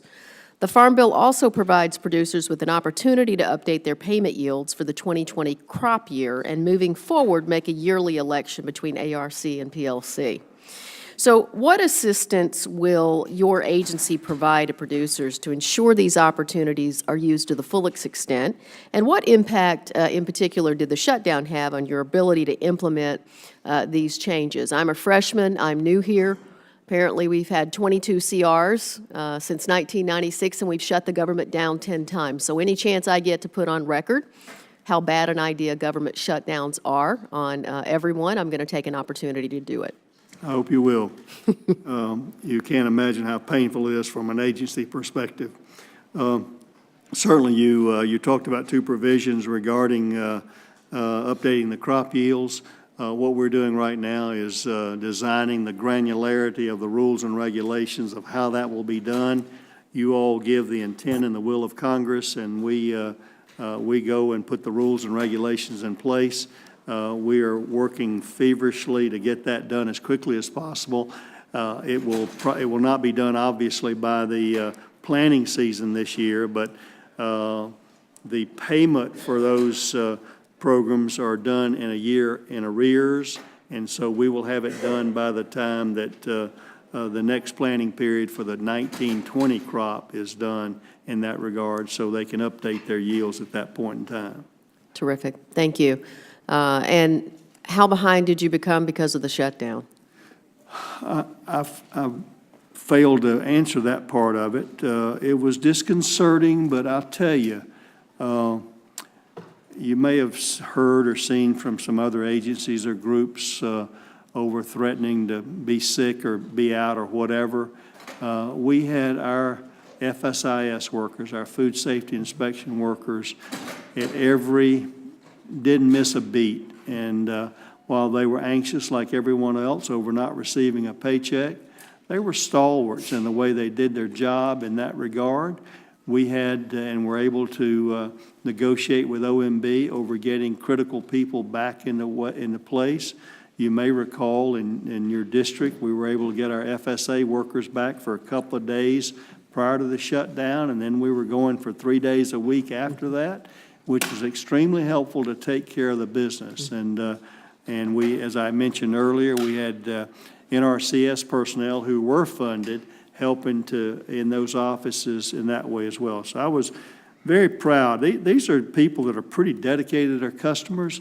When I talk about being customer focused, they just, they love to hear that because that's what they want to do. So while we were behind on a few things like the implementation of the broadband thing that got delayed a little bit and some other contracts that were not essential, for the most part, only the bad memory remains. I think for the most part, we've caught up.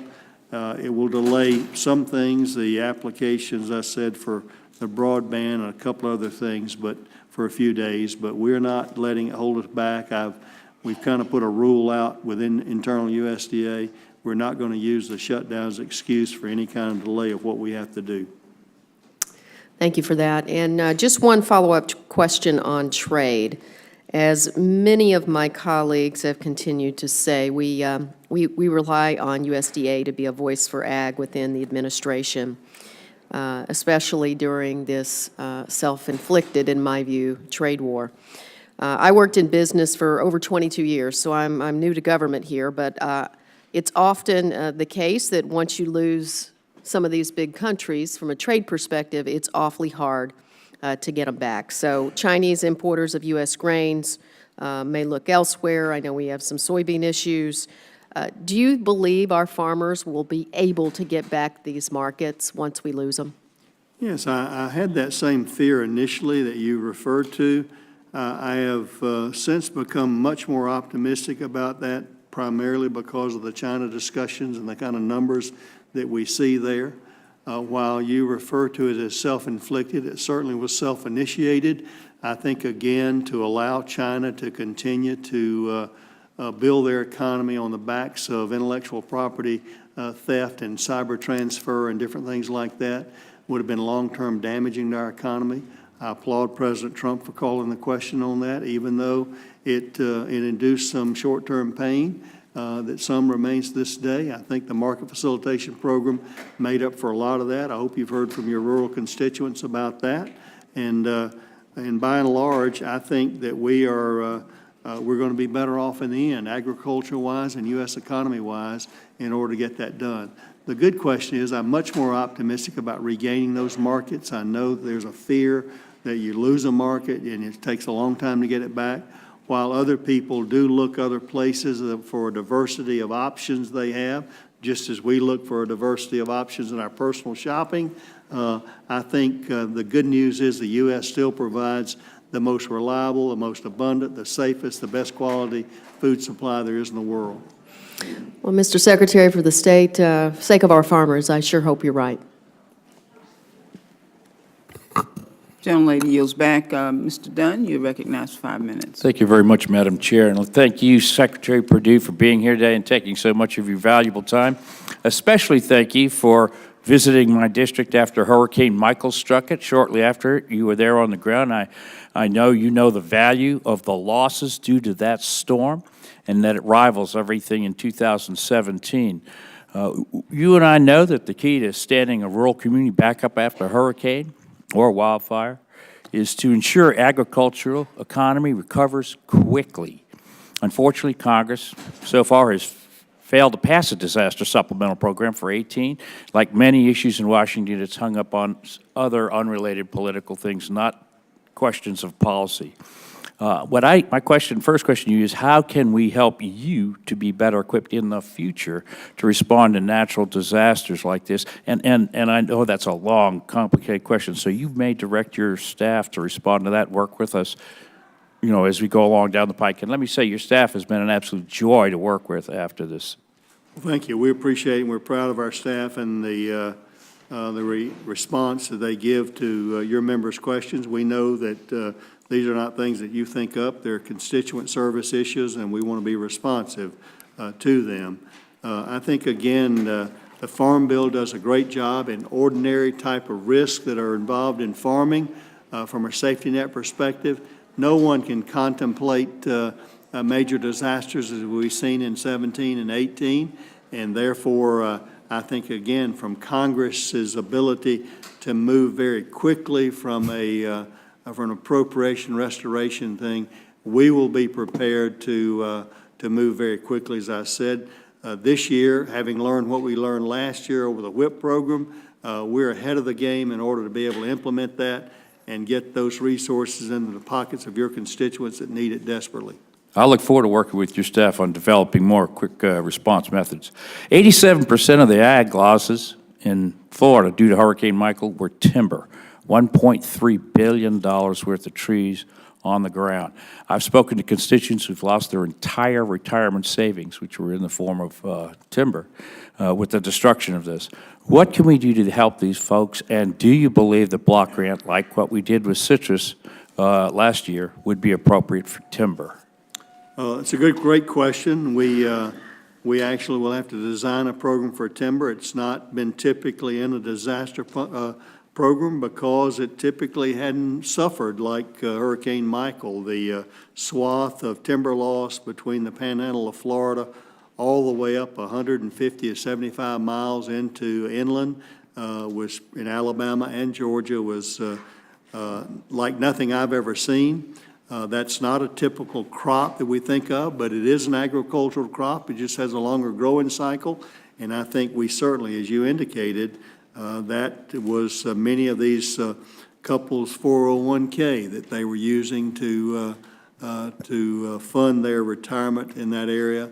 And it's we will develop, I think, appropriate. You mentioned the block grant. More than likely, there will be some of that in there. Let me go on here. So I appreciate your help with that. We also have a crisis in the Apalachicola forest. So many trees are on the ground. They've been on the ground for 4 months. That makes them pretty much past the point of salvage. We had some categorical exclusions in the House Farm Bill language, which didn't make it in the final version that would have allowed you to much more rapidly salvage and remove that debris.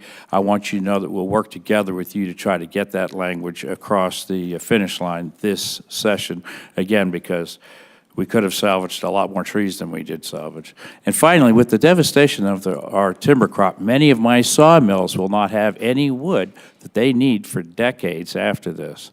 I'm going to ask you to work with our office where we can to ease the regulatory burdens and give sawmills access to the wood that they need to continue their timber operations, and that's just a yes.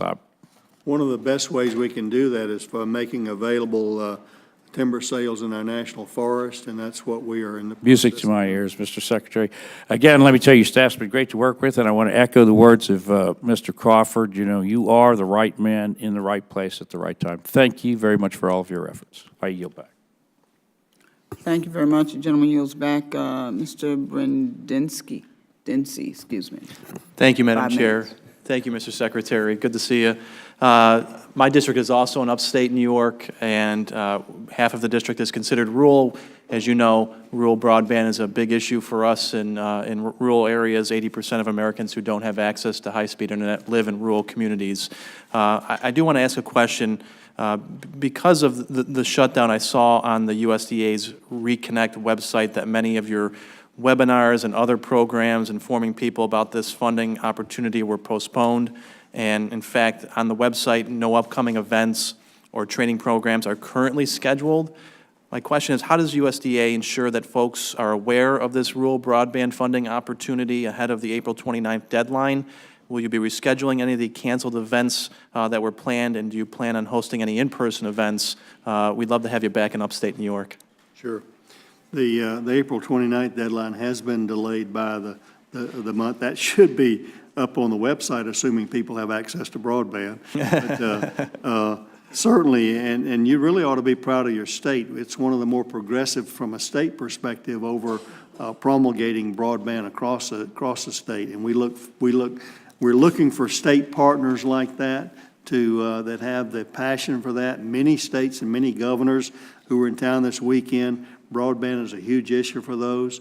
But regarding the program over the Reconnect, everything should be back up. The contractors were not deemed essential, and they had to suspend their work, but they're back at it now, and I think all of these programs should be certainly delayed not any more than the 30 days. Okay. And then also, you talked about our state. We've had some issues in our state in terms of oversight of some of the providers. You had talked about working with our private sector partners to expand broadband into rural communities. And I know that in some states, like New York, we've had some issues with cable providers who have said that they were going to expand, have taken tax dollars, have said they were going to expand into certain underserved communities in rural areas. And I'm trying to figure out what is USDA's role in oversight if tax dollars are going to private sector partners and they are not using that tax dollar wisely or not expanding into rural communities. What oversight does USDA provide ensuring that those taxpayer dollars are spent wisely? An exact concern I had in going into this. That's why we've taken probably a long time to develop the rules and the accountability provisions that way. I think ours will be more of a reimbursement type of issue in that regard than money up front. And there are, if you look at the accountability rules that are there on the website there now, I think you'll find fairly good accountability that never dismisses or excuses or eliminates some degree of fraud that may be out there. But we've got so much demand and out there, we think we'll be able to pick the best partners.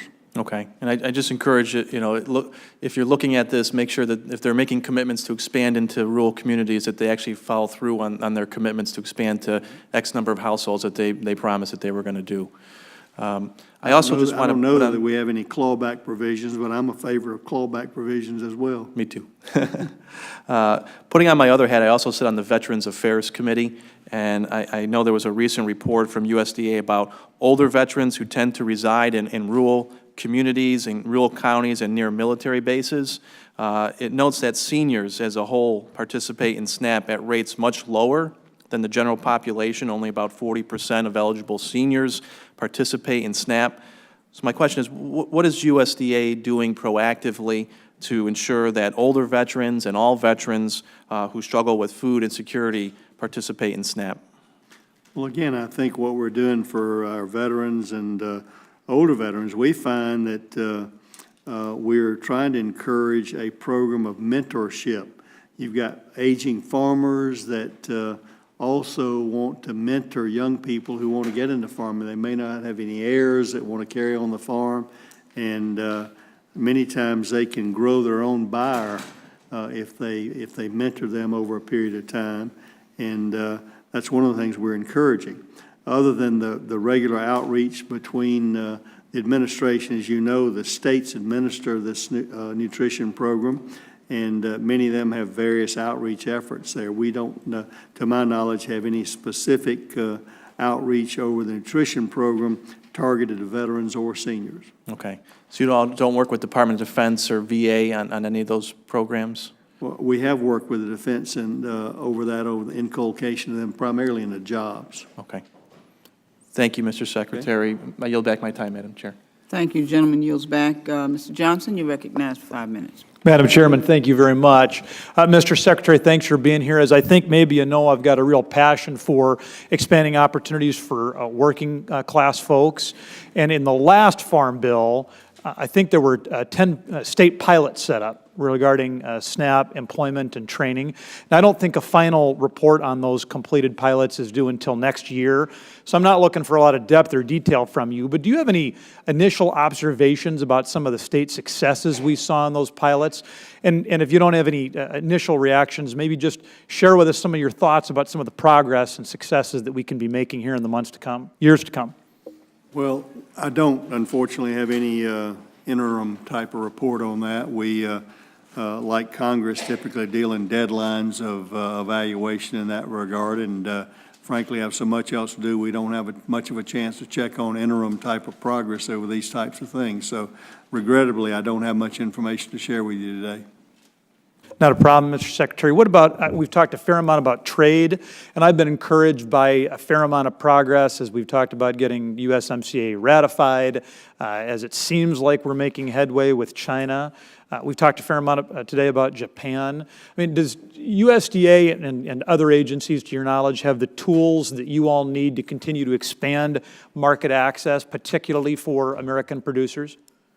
Well, we believe we do, and we're using it very well. As I answered a question earlier about our Undersecretary for Trade, the 14 Farm Bill called for an Undersecretary for Trade. It had not been filled until we got there. I chose Ted McKinney from Indiana, a former director of agriculture there. He's quite a salesman, and he has well on his way to his million-mile status around the world, primarily focusing on new markets and going to places that have a lot of potential, like India, and Malaysia, and Indonesia, and Philippines, and Taiwan, and other places around the world looking. The other thing that I think we've done, we can't do it again, all that by ourselves. It takes the private sector, and we want to help them. The market access program that you all fund on an ongoing basis also also in the mitigation program, we dedicated $200 million of ag trade promotion dollars that we allocated out to over 57 collaborators in order to develop markets in different places or go back and repair markets that felt like may have been damaged by some of that. So we're working, they've been well received, and we're working with not only regional but commodity groups in order to reach other markets. We've had a number of members ask about rural broadband, and prior to joining Congress, that was my career, focusing on helping communities design, build, and maintain great rural networks. And in the appropriations package that was passed, I guess, a few weeks ago now, I think there was $600 million of additional funding for rural broadband. I mean, any observations from your perspective about what USDA may do with those dollars differently than what has been done in the recent past with Community Connect or other programs? I think we'll continue unless we have better ideas or new ideas regarding this additional money. My goal initially was to do so well in the initial appropriation of the 18 omnibus of the $600 million to demonstrate that we would be great optimal stewards of that money in order to encourage you all to do more. We'll continue to prosecute that additional money as well in that regard, and hopefully encourage the federal government as a whole to really take on broadband e-connectivity across the country, both urban and rural, as the real moonshot transformational opportunity I believe it is. Well, and clearly, again, there's been a fair amount of interest on both sides of the aisle and from veteran members as well as newbies. If your department is able to identify any particular challenges for you getting done the kind of progress that you described, certainly let us know, and if we can help, we want to. We will definitely have more of those and the challenges and the impediments as we move forward in the application and the judging process of where we deploy those resources. Yeah, excellent. Thanks, Mr. Secretary, and Madam Chair, I yield back. And Thank you, gentlemen. Based on your previous experience, we could use you as a consultant in that area. Well, you don't want me out digging the trench, I'll tell you that. Some things I don't do as well. Thank you. Gentleman yields back. Mr. Harder, you recognized for 5 minutes. Well, thank you, Madam Chairman, for yielding, and thank you, Mr. Secretary, for taking the time to be with us this morning and for being an ally to our farmers and to our national and rural economy. I've been in office for just a couple weeks, but I'm happy to say our offices have already been able to work together. And thank you for extending the deadline on the market facilitation program during the shutdown. Farmers in my area really needed that extension, and you helped us get us done, and I'm very grateful for it.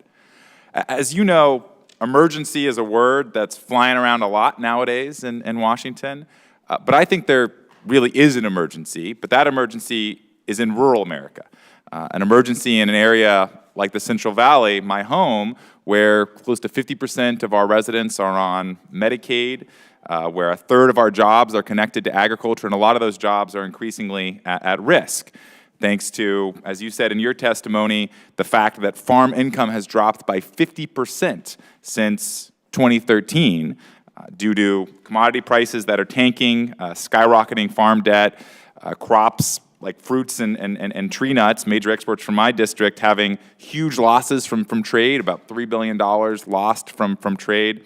And when I look at this, I think that the last time we had a decline of net farm income to this degree it was during the Great Depression.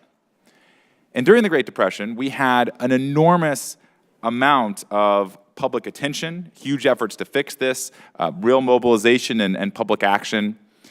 And then I look at what we're seeing today, which is, in your testimony, you said that the Ag Department is actually going to cut the President's fiscal 2020 request, is estimating about a 5% cut. And I see that as sort of the opposite of what we actually need to be doing in a time like this that really has this moment of crisis. So my question for you is, given your testimony and the scale of the issues that we're seeing in rural America, do you believe that we could be doing more to support our farmers today? Congressman, we're happy to do anything you appropriate to do that, and we'll do it as efficiently and effectively as possible. I guess I would slightly disagree. I think we saw some areas in the early 80s that were, since the Depression, that were difficult in that area. The other difference is, in that down 50%, we were coming off of career high commodity and production areas in probably the 8 to 13 areas. So we began at a much better place. And those comparative numbers, you can do anything with statistics, those comparative numbers were were career highs that we saw in agriculture. So there's no doubt there are challenges. Can we do more? I hope so. I hope we will do more. And again, working together with what you all did in the Farm Bill and what you all will do in appropriations, and we're going to optimize our efforts as much as possible. If you see holes or gaps that we're missing, we would welcome your comments. One of the things that is so important in our community and has been talked a lot by a lot of the members is what's going on with trade and tariffs. Specialty crops are the backbone of our economy, and I've been talking to some of my friends and hearing about what's going on and the impact of trade, especially given the short shelf life that a lot of our crops really have and how time is of the essence in making business decisions. When do you expect producers in a district like mine will feel meaningful market access due to the new promotion dollars through programs like MFP, MAP, and FMD? I'd say March 1st. Perfect. I'll take it at your word. Obviously, I think markets are really created slowly. I think, again, these new markets certainly. I think, frankly, it does depend on the success of the China negotiations primarily. You know the West Coast is a huge export to Southeast Asia and primarily that large market. But what we can do in Vietnam and in the Philippines and Thailand and those other countries out there are also important. That's where this market facilitation program. You probably know some of your producers benefited from our procurement program where we took those crops off the market to support the prices and gave that money distributed and feeding everyone to food banks and others who across the country. One last question.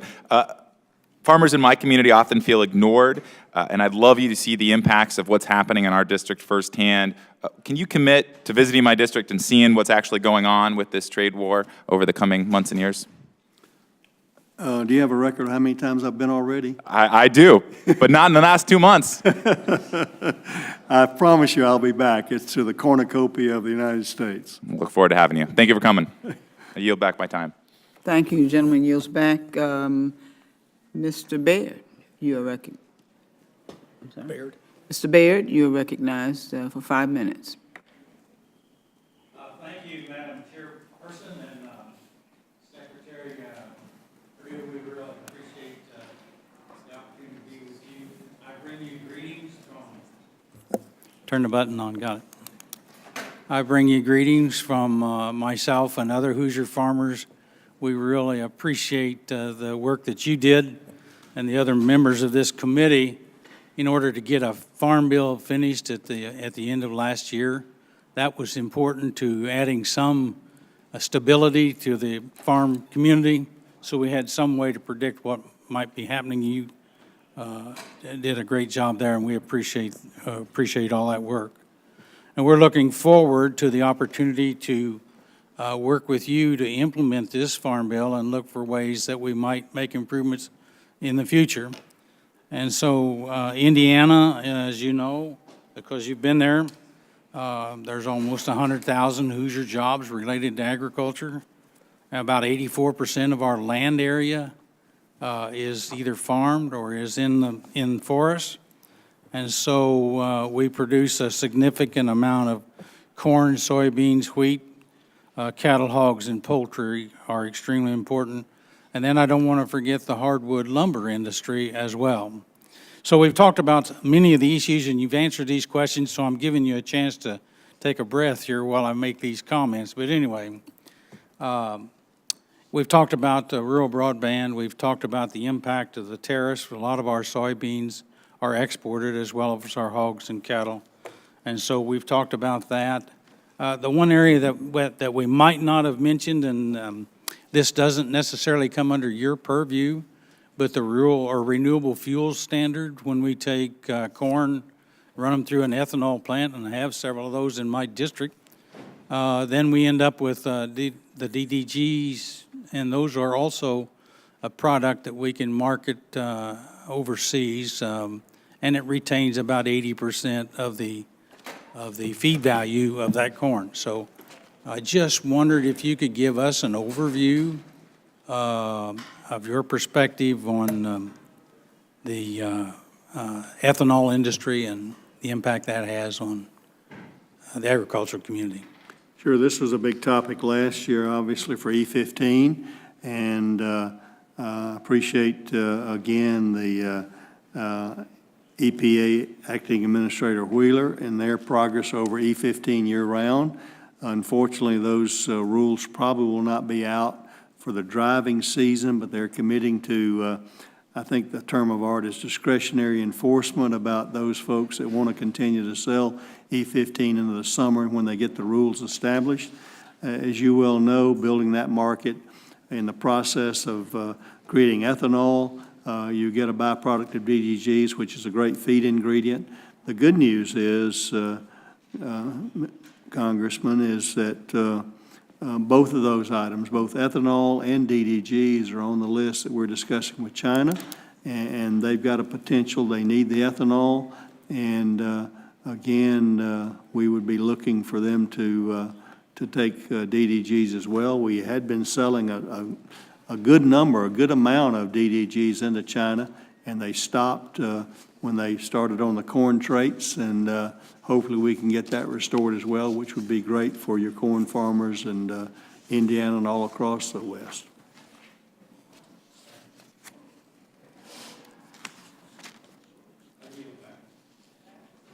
Thank you. The gentleman yields back. Mr. Vandrew, you're recognized for 5 minutes, sir. Thank you. Welcome. It's wonderful to see you here. So just on the slightly humorous side, so I wanted to be on the Ag Committee, and some people were surprised because I'm from New Jersey.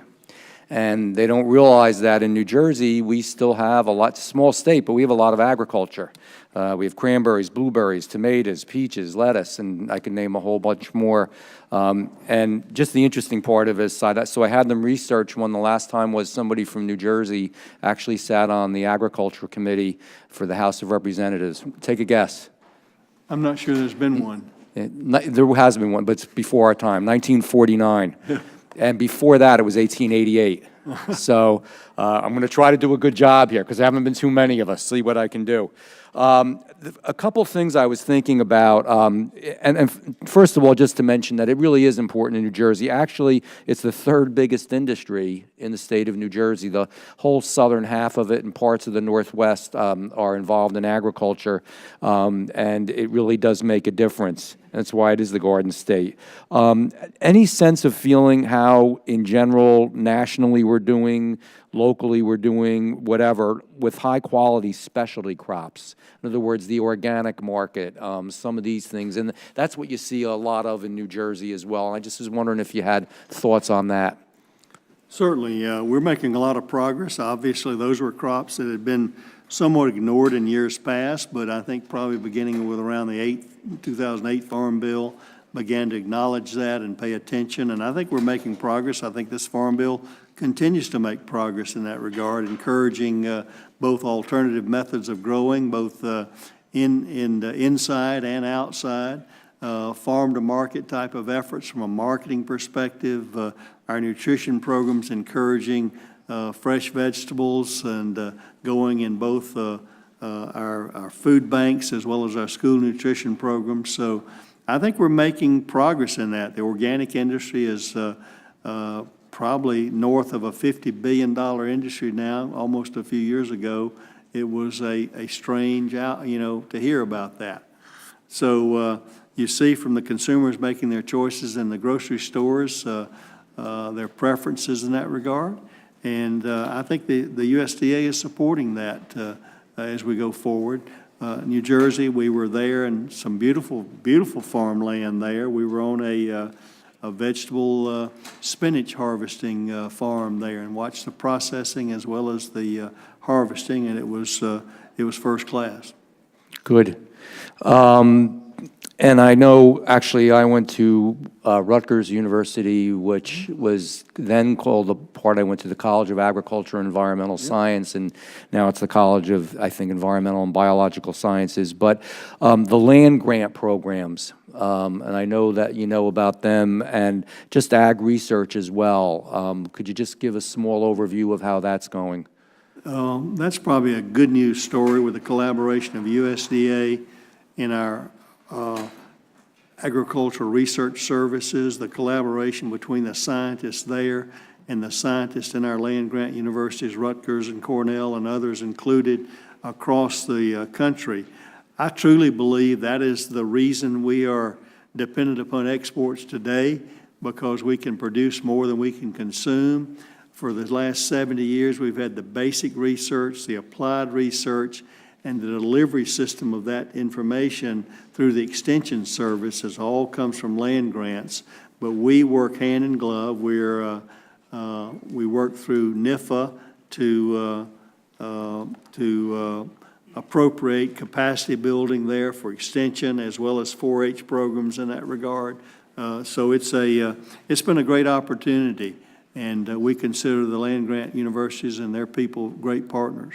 They are, and it's so important, and it really, truly does help the farmers. The farmers aren't always ones to say, oh, I need help or whatever, but at times they do, like we all do, and I know they reach out to them. So we appreciate that. Last question has to do with actually tomatoes, which we grow a lot of and even grow much more of in Florida.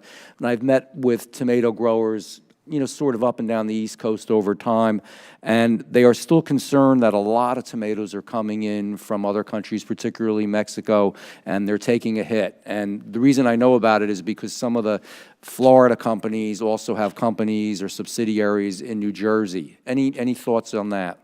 Yeah, you have some of your companies that began in southern Florida and come all the way up the East Coast because their buyers, like the major retailers, want a good supply all year long. As you know, we go in the grocery store, and in December, where it wouldn't be normal growing season in the United States, we expect nice fresh tomatoes there.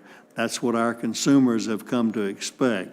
While the seasonal and perishable fruit provision was not finally included into the USMCA, Ambassador Lighthizer over trade agreements, and as you may know, the Secretary of Commerce, the Department of Commerce has just suspended this tomato agreement there that we had with Mexico in order to explore, probably in a legal fashion, or allow the industry to explore in a legal fashion, are there unfair subsidies being produced in Florida that would create an onslaught of product into the U.S. that considers dumping in our market. So tomato growers particularly are concerned about that from Florida all the way through the East Coast. So you're real aware of it, and you're working on it and working through it. We're very aware of it. This really falls under the purview of the Department of Commerce and USTR. Okay. But we're advocates. Speak to them as well. Okay. Thank you very much. Thanks. Thank you. Gentleman yields back. Mr. Hagedorn, you have 5 minutes, sir.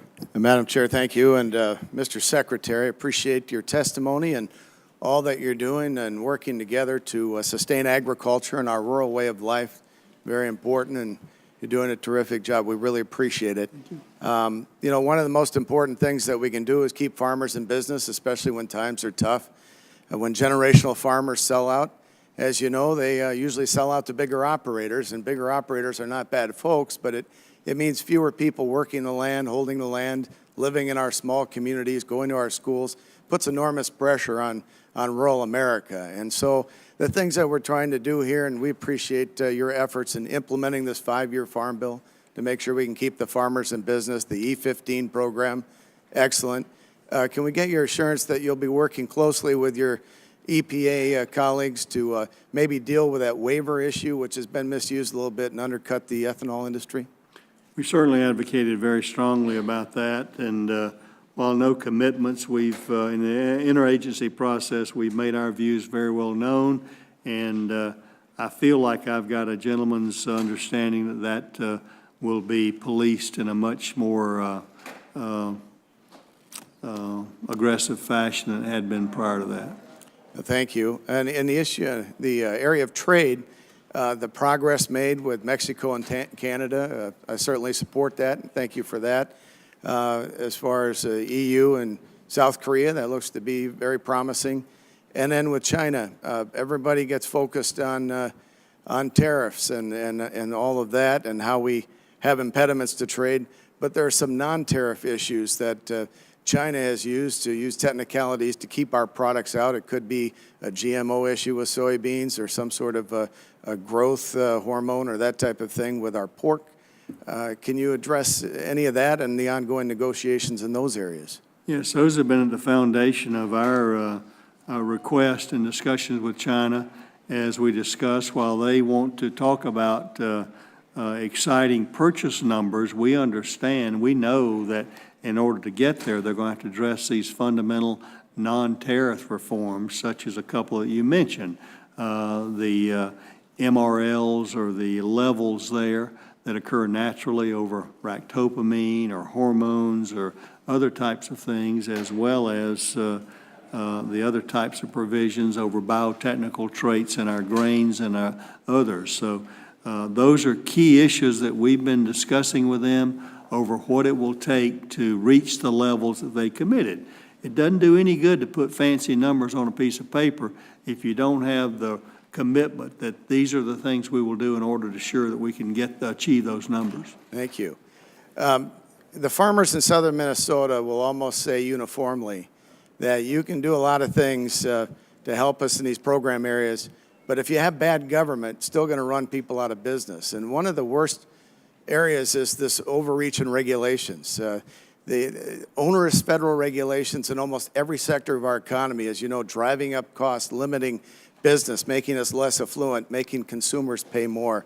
And it really affects farmers and agribusinesses, you know, transportation sector, energy sector, healthcare and medical care. You go right down the list.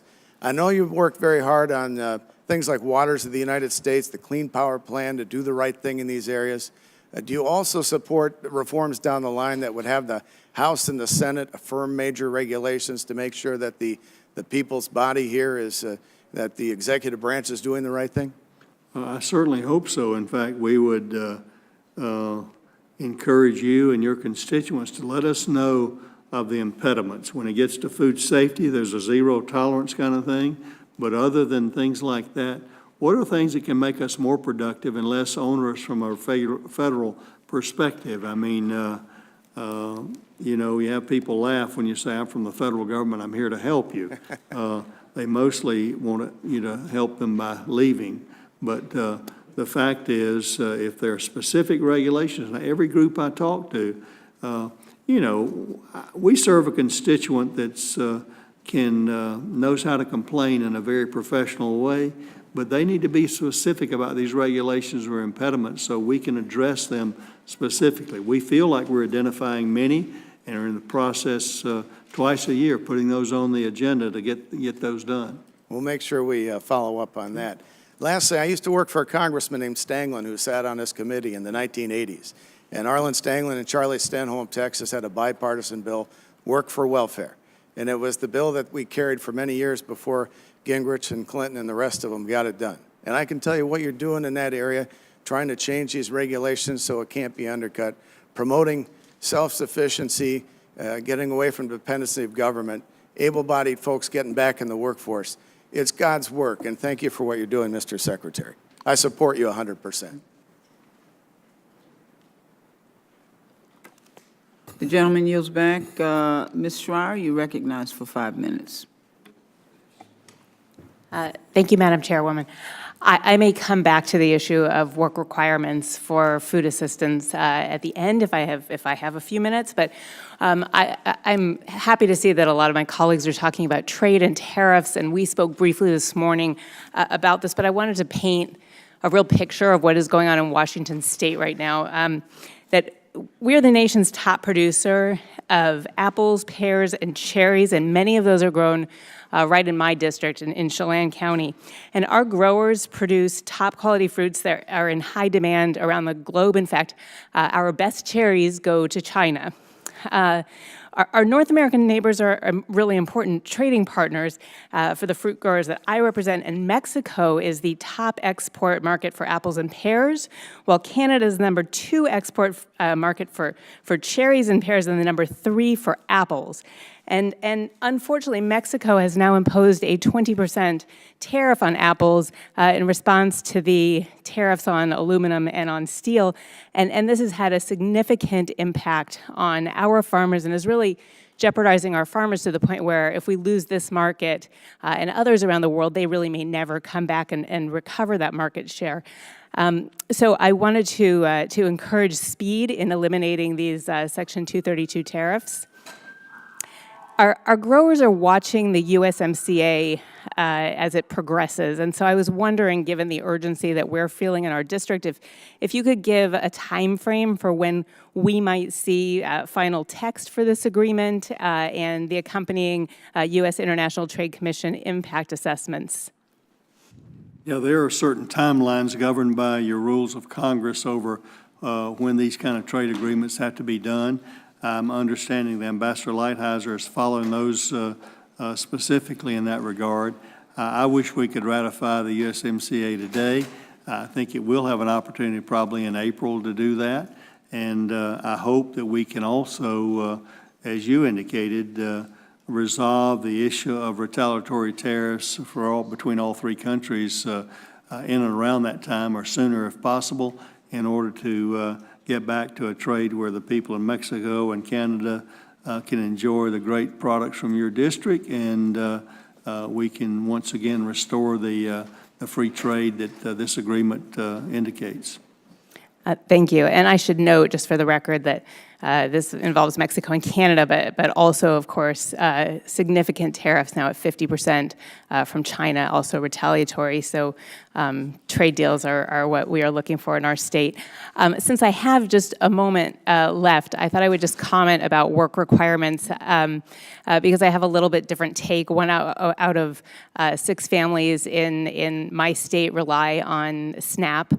In addition, a lot of the people who do are able-bodied but live in rural environments or other places where they simply cannot find employment, and there's no effort in these restrictions to provide employment training or a path to employment. And so my fear is that what will happen with these requirements is that ultimately what it will result in is more hunger, not more jobs, and ultimately penalize the people in our communities who can really least afford that. And so I will just make a plug as a pediatrician and a community member and who is representing rural areas that are particularly affected to not have those requirements.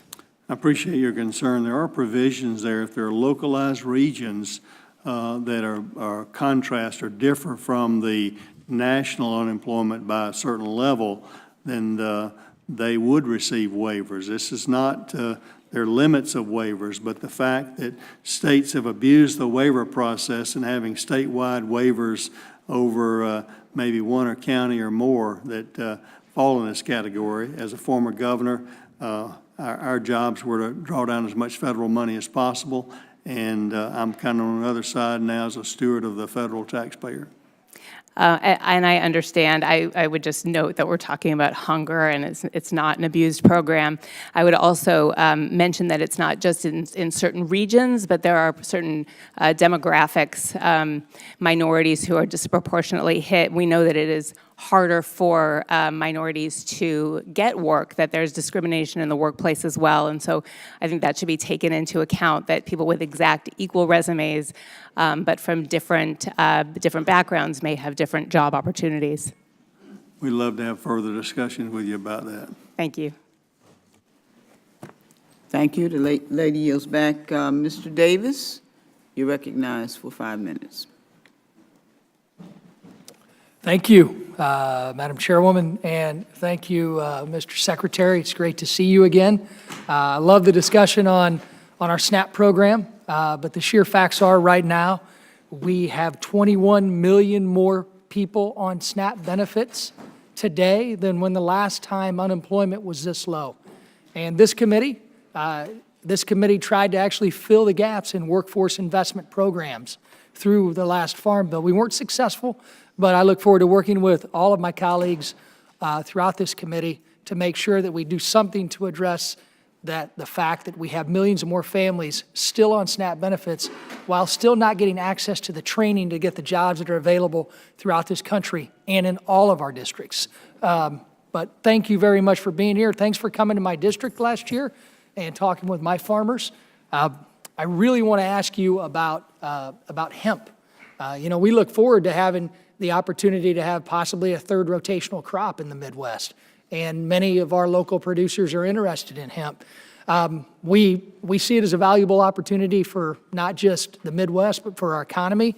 And I want to know, how is the department working to expeditiously implement the rules around the production, transportation, and the sale of hemp products?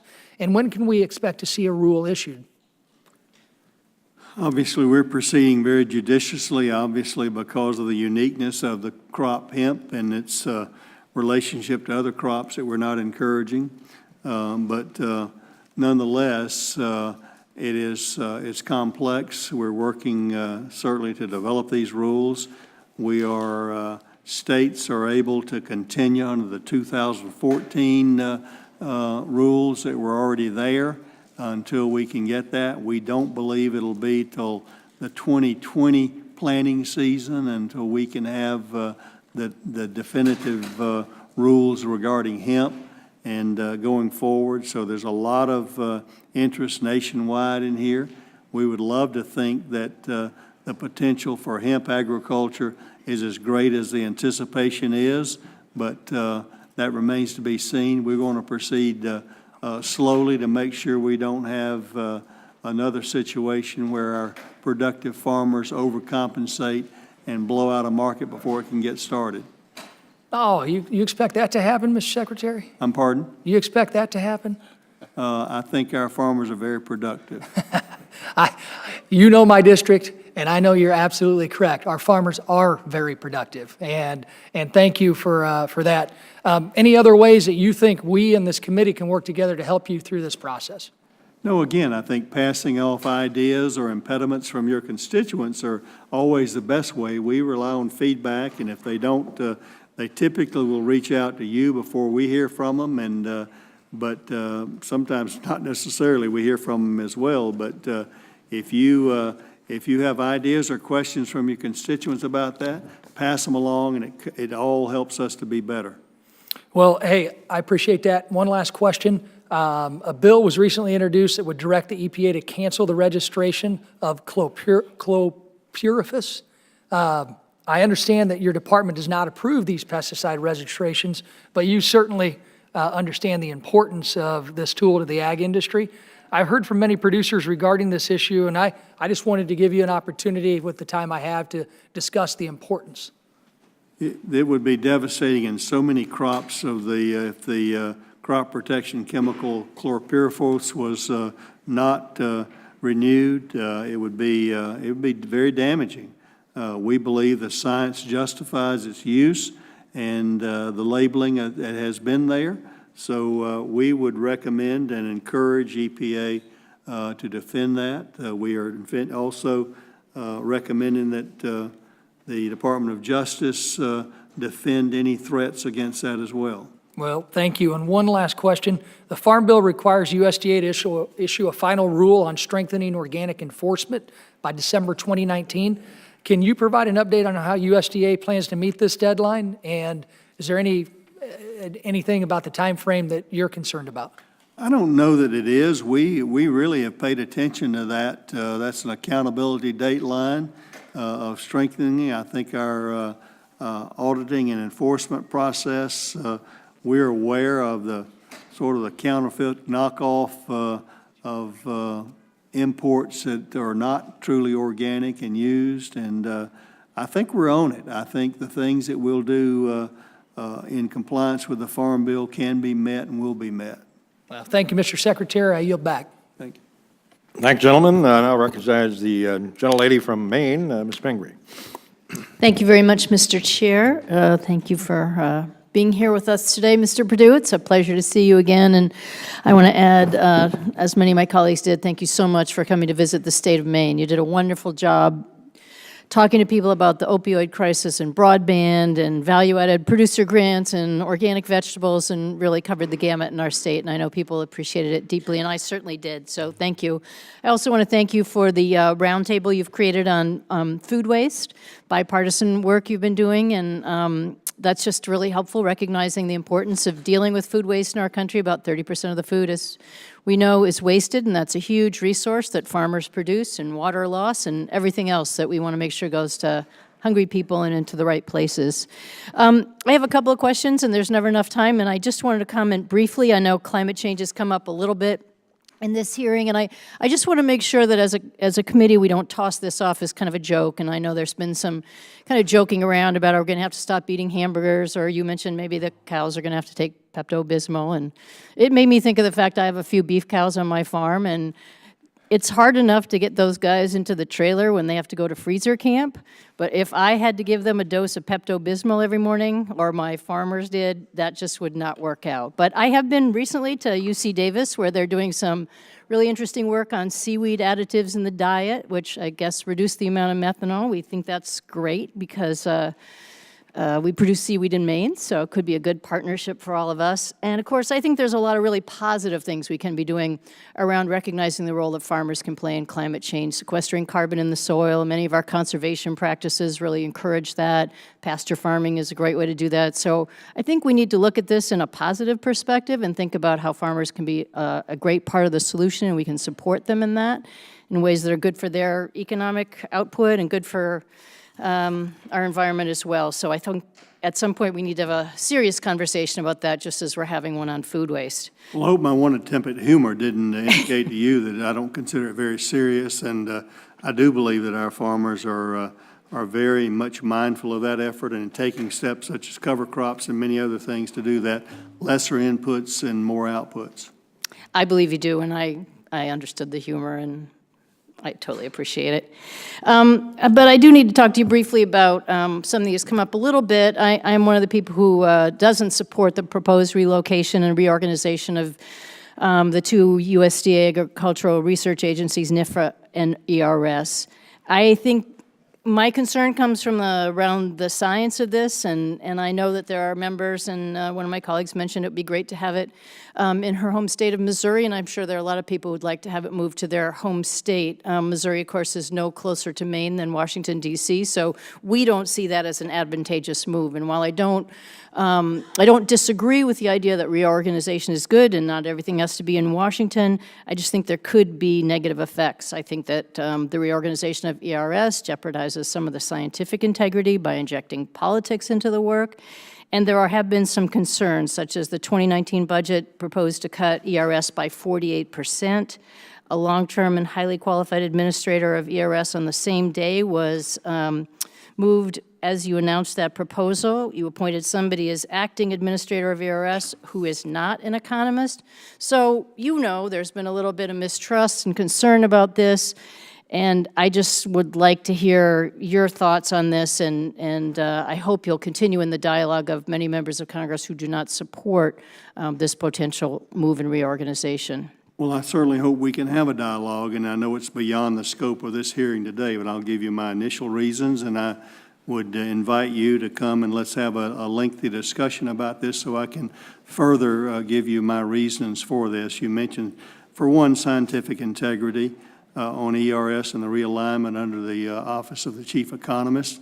Here's the way I view it, is that the Office of the Chief Economist, you may know or may not know, there's a career position. It's a career person.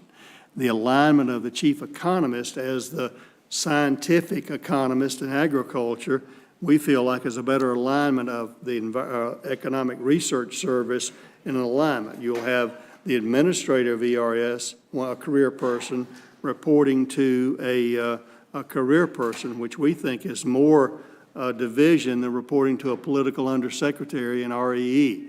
So I know there's been rumors about scientific integrity. I've really been confused about it, which means that we need to have a lot of discussions. I want you to know that I look forward to hearing and hopefully persuading you all of our reasons and the benefit that we see in doing that. I'm very serious about that. So hopefully you'll take me up on that, and let's have a further discussion.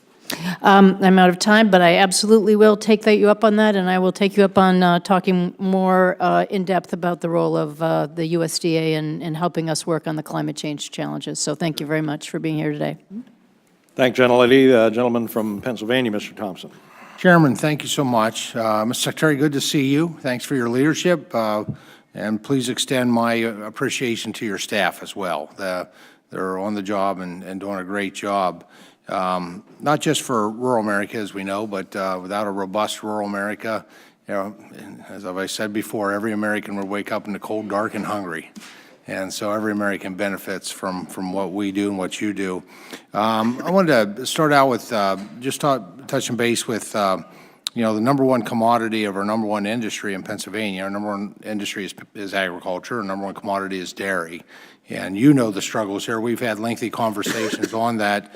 The fiscal demise of our dairy farms really have tracked heavily starting in about 2010 when we lost an entire generation of milk drinkers. And it's really at that point, it wasn't this committee, it was education and labor that kind of starved our kids for nutrition when it came to milk. They demonized milk fat. The science was bad then. We know that now. The science is very clear today. Just talking to a friend of mine who's the president of the Pennsylvania Medical Society, and she was sharing with me the studies of what it is today. And so I want to thank you also for implementing the 1% milk fat and flavor option back to our schools. I think that just better serves the needs of our kids from a nutrition perspective. And quite frankly, I think as a result of that, we're seeing the demand for milk marginally increase, and the futures look marginally good, more that we need to do.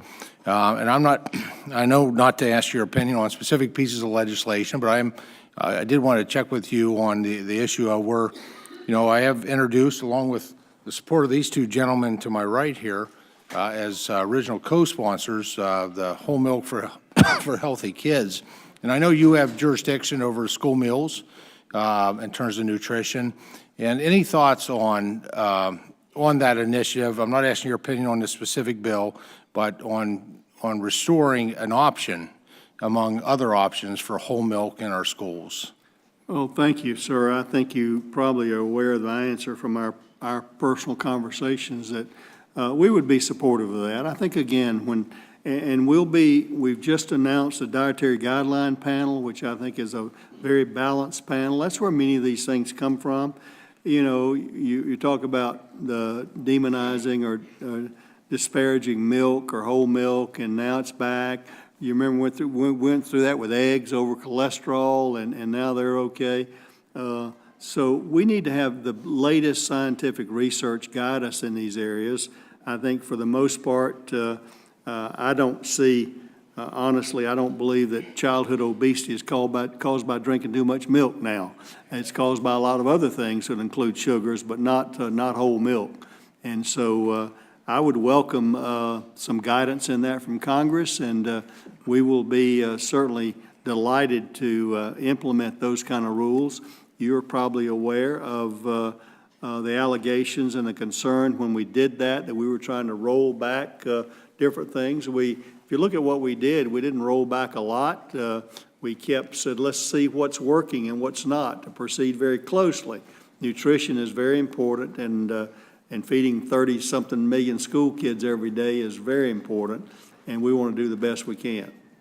I thank you for your work in that area. I don't know if this was touched on. I apologize. I've had to come in and out of the hearing, but new Farm Bill does require USDA to calculate the price for high-quality alfalfa hay as purchased by dairy farmers in the top 5 milk states. And to help the program accurately reflect the dairy farmer costs, USDA should begin incorporating this price point into the DMC formula once it becomes available. Has USDA directed NASS to begin collecting that data yet? Not yet. That'll be part of our implementation of the Farm Bill rules that we're working on, and I say from my direction, not yet. That's because I'm not aware that we have, but much good work goes on at the department that I'm unaware of, and they may have already begun, but I'm not aware of it. One of the most important things we do, the gentlelady was mentioned about climate change, and I think this committee takes a leading role in that because we have jurisdiction really over forests. And a good, healthy forest is the world's best carbon sinks, and we've been doing a lot of great work with the past, at least past 2 farm bills to make sure we have healthy forests.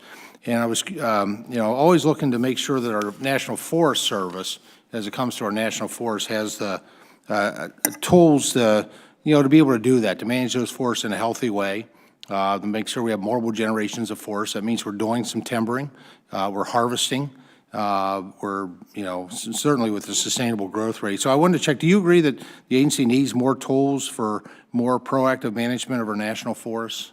Absolutely. And I do want to just comment right away for Ms. Pingree sake. I think agriculture doesn't get the credit that it does for carbon capture many times, both in our forests and also our annual crops over carbon capture in that way. So I think agriculture and the growth of plants are very, very important from a carbon capture perspective that usually I don't see included in many of the calculations of carbon footprint. I know officially we're on record now that healthy forests are carbon neutral. That's not quite accurate. It's carbon negative, with what is taken out of the air and manufacturing topsoil through those trees. Thank you, Chairman. Thanks, gentlemen. The gentleman from California, Mr. Carbajal. Thank you, Mr. Chairman, and welcome, Secretary Perdue. I look forward to you visiting my district, as our chairman recently did a few months back. So hopefully we could arrange something like that in the future. California and the rest of the western United States face unique farming and ranching obstacles that differ from those of the Midwestern and southern states. Specifically, my district on the Central Coast is home to diverse agriculture ranging from strawberries to wine grapes to avocados and other specialty crops, all of which require intensive labor. Farmers in my district have reported millions of dollars in losses of crops due to labor shortages, and it is clear that the shortage of an inadequate labor force is one of the greatest challenges facing U.S. agriculture today. Our broken immigration system is at the heart of this issue, and I believe we must finally take action to legalize our existing ag workforce while implementing a viable guest worker program to provide a future flow of labor. In your testimony, you emphasized the need for farmers to have access to long-term solutions regarding a stable workforce. What are you doing as Secretary to address the challenges our farmers are facing in securing a reliable workforce due to our broken immigration system?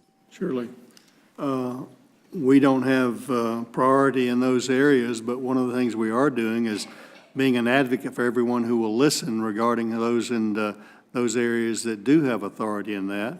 We're working with the Department of Labor, the Department of Homeland Security, and the Department of State, certainly for our guest worker program, to make the H-2A program more viable. We're also encouraging you all in Congress and our administration to look at a comprehensive immigration bill. Last time we tried to do that, I think, was when President Bush was here, and we got close, but it didn't happen. I think, again, we've looked at the various components regarding border security or asylum or chain migration, all those kind of things. I think we need to I think there are enough equities for everyone in there. Certainly, our interest is in the ag labor issue, and we've encouraged the White House as well as others to look at our immigration policy comprehensively, that makes sure that we have enough workers in this country, not just in agriculture, but in other places.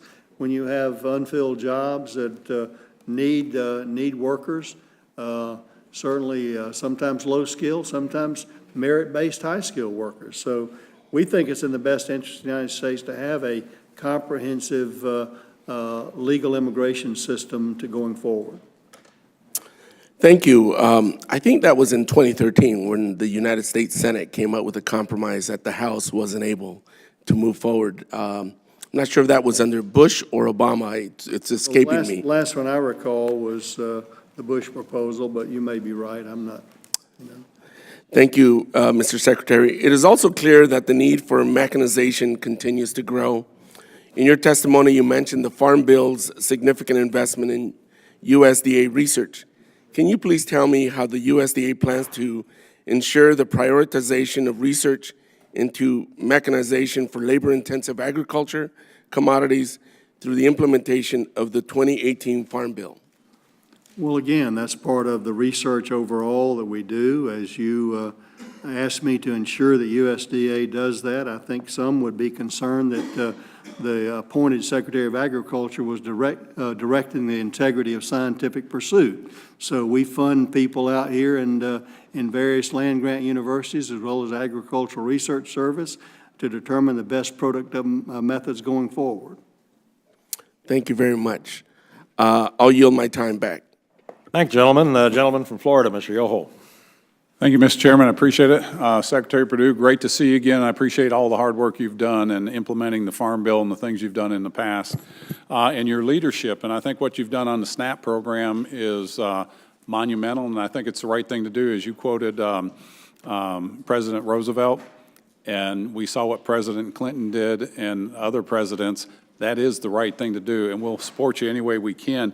With that, with the technologies that we have today, and I've brought to the USDA attention, and I think you were privy to these meetings, we brought people in from the Duval County Sheriff's Office, where Jacksonville, Florida is, on the fraud that was being implemented in the EBT program by the vendors. Have you guys moved forward on that to make sure that has gone away?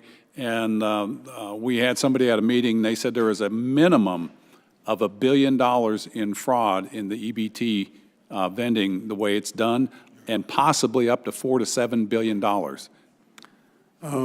It's a constant pursuit, Congressman, and certainly we're moving out. One of those areas is trying to get the FOIA interest. If you know that when we go against a retailer who we have reason to believe that is defrauding the taxpayer in the EBT program and the food stamp program, they get stayed through those consequences if they file a FOIA request. And it's those kind of legal determinants. There are certainly cottage industry attorneys who take advantage of those kind of rules, and it's those kind of things that we're trying to minimize.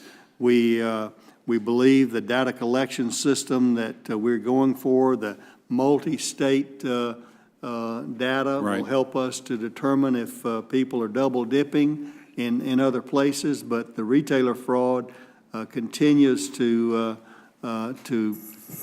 just be very frustrating. Well, I think it's something, you know, if we bring that person back up here again, it needs to be a full committee hearing to where both sides see this. It's not a Republican or Democratic issue. This is something that's breaking the integrity of the SNAP program as it was designed, and the people that are getting hurt are the ones that it was really designed for, so we'll let you know on that.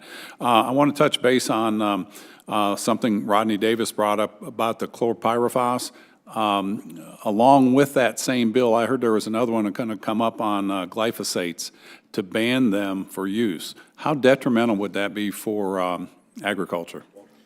I think it would be very consequential from ag production. I hope that the culture of the United States does not pursue the European model of the technology-free zone, I call it, in the EU. This has been a help. I think if you look at the preponderance, we like to call ourselves science-based. If we look at the sound science on this issue, it is overwhelming. Overwhelming regarding the safety of glyphosate, and certainly, hopefully, we will not take the tack of Europe of banning. I'm very concerned, Congressman, about the fear of our food and the fear mongers out here that talk about the lack of safety we have in our food supply system. Well, it's just like the argument over the GMOs. We've got 100 Nobel laureate scientists that have said there is no human risk of that, and it's science-based versus what's on the internet. Going down that with the technology, as it pertains to the CRISPR-9 gene technology, the FDA is going to be the one making the rules on this. We want to make sure that people are moving forward. As you're well aware with dairy cows, they can do CRISPR-9 technology and give the long-haired Holsteins short hair so they're more heat tolerant. They can remove the testicle genes in pigs, and so they can farm them out without testicles because the EU doesn't want domestic animals castrated. What do we need to do on this body to help that rulemaking process? And I know that's the FDA. Do you have any recommendations on that so we can move forward with the research we're doing at our land grants? You left out the dehorning that's already there at UC Davis as well. I would hope that this committee would take that and really move with it. As you indicated, statutorily, it has a jurisdictional issue, but in working with your colleagues in other committees, to be, for the record, CRISPR-9 technology is non-transgenic. Right. That is not taking genes from some other organization, plant, or animal and in placing it in an animal for this fear of Frankenstein type of animal. Right. This is a gene that's been proven in many species that can be effective, and I would hope if we don't do this, we're going to see the United States lose its lead as far as a technology leader in agriculture, and then God help us. You're so right. Thank you, and I yield back. Okay. Thank you, gentlemen. The gentlelady from Iowa, Ms. Axte.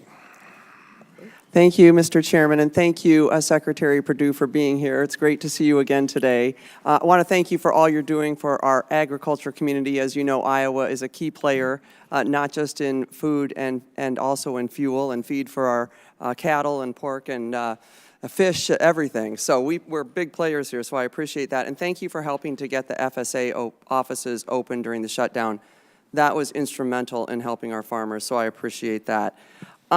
As you're probably aware, Iowa State University, which is one of our nation's top agricultural research institutions, recently released a report showing that Iowa's entire economy has been negatively affected by the trade tariffs. And overall, as you mentioned, U.S. net farm income has fallen by almost 50%, down to $65.7 billion this year, down from just 5 years ago.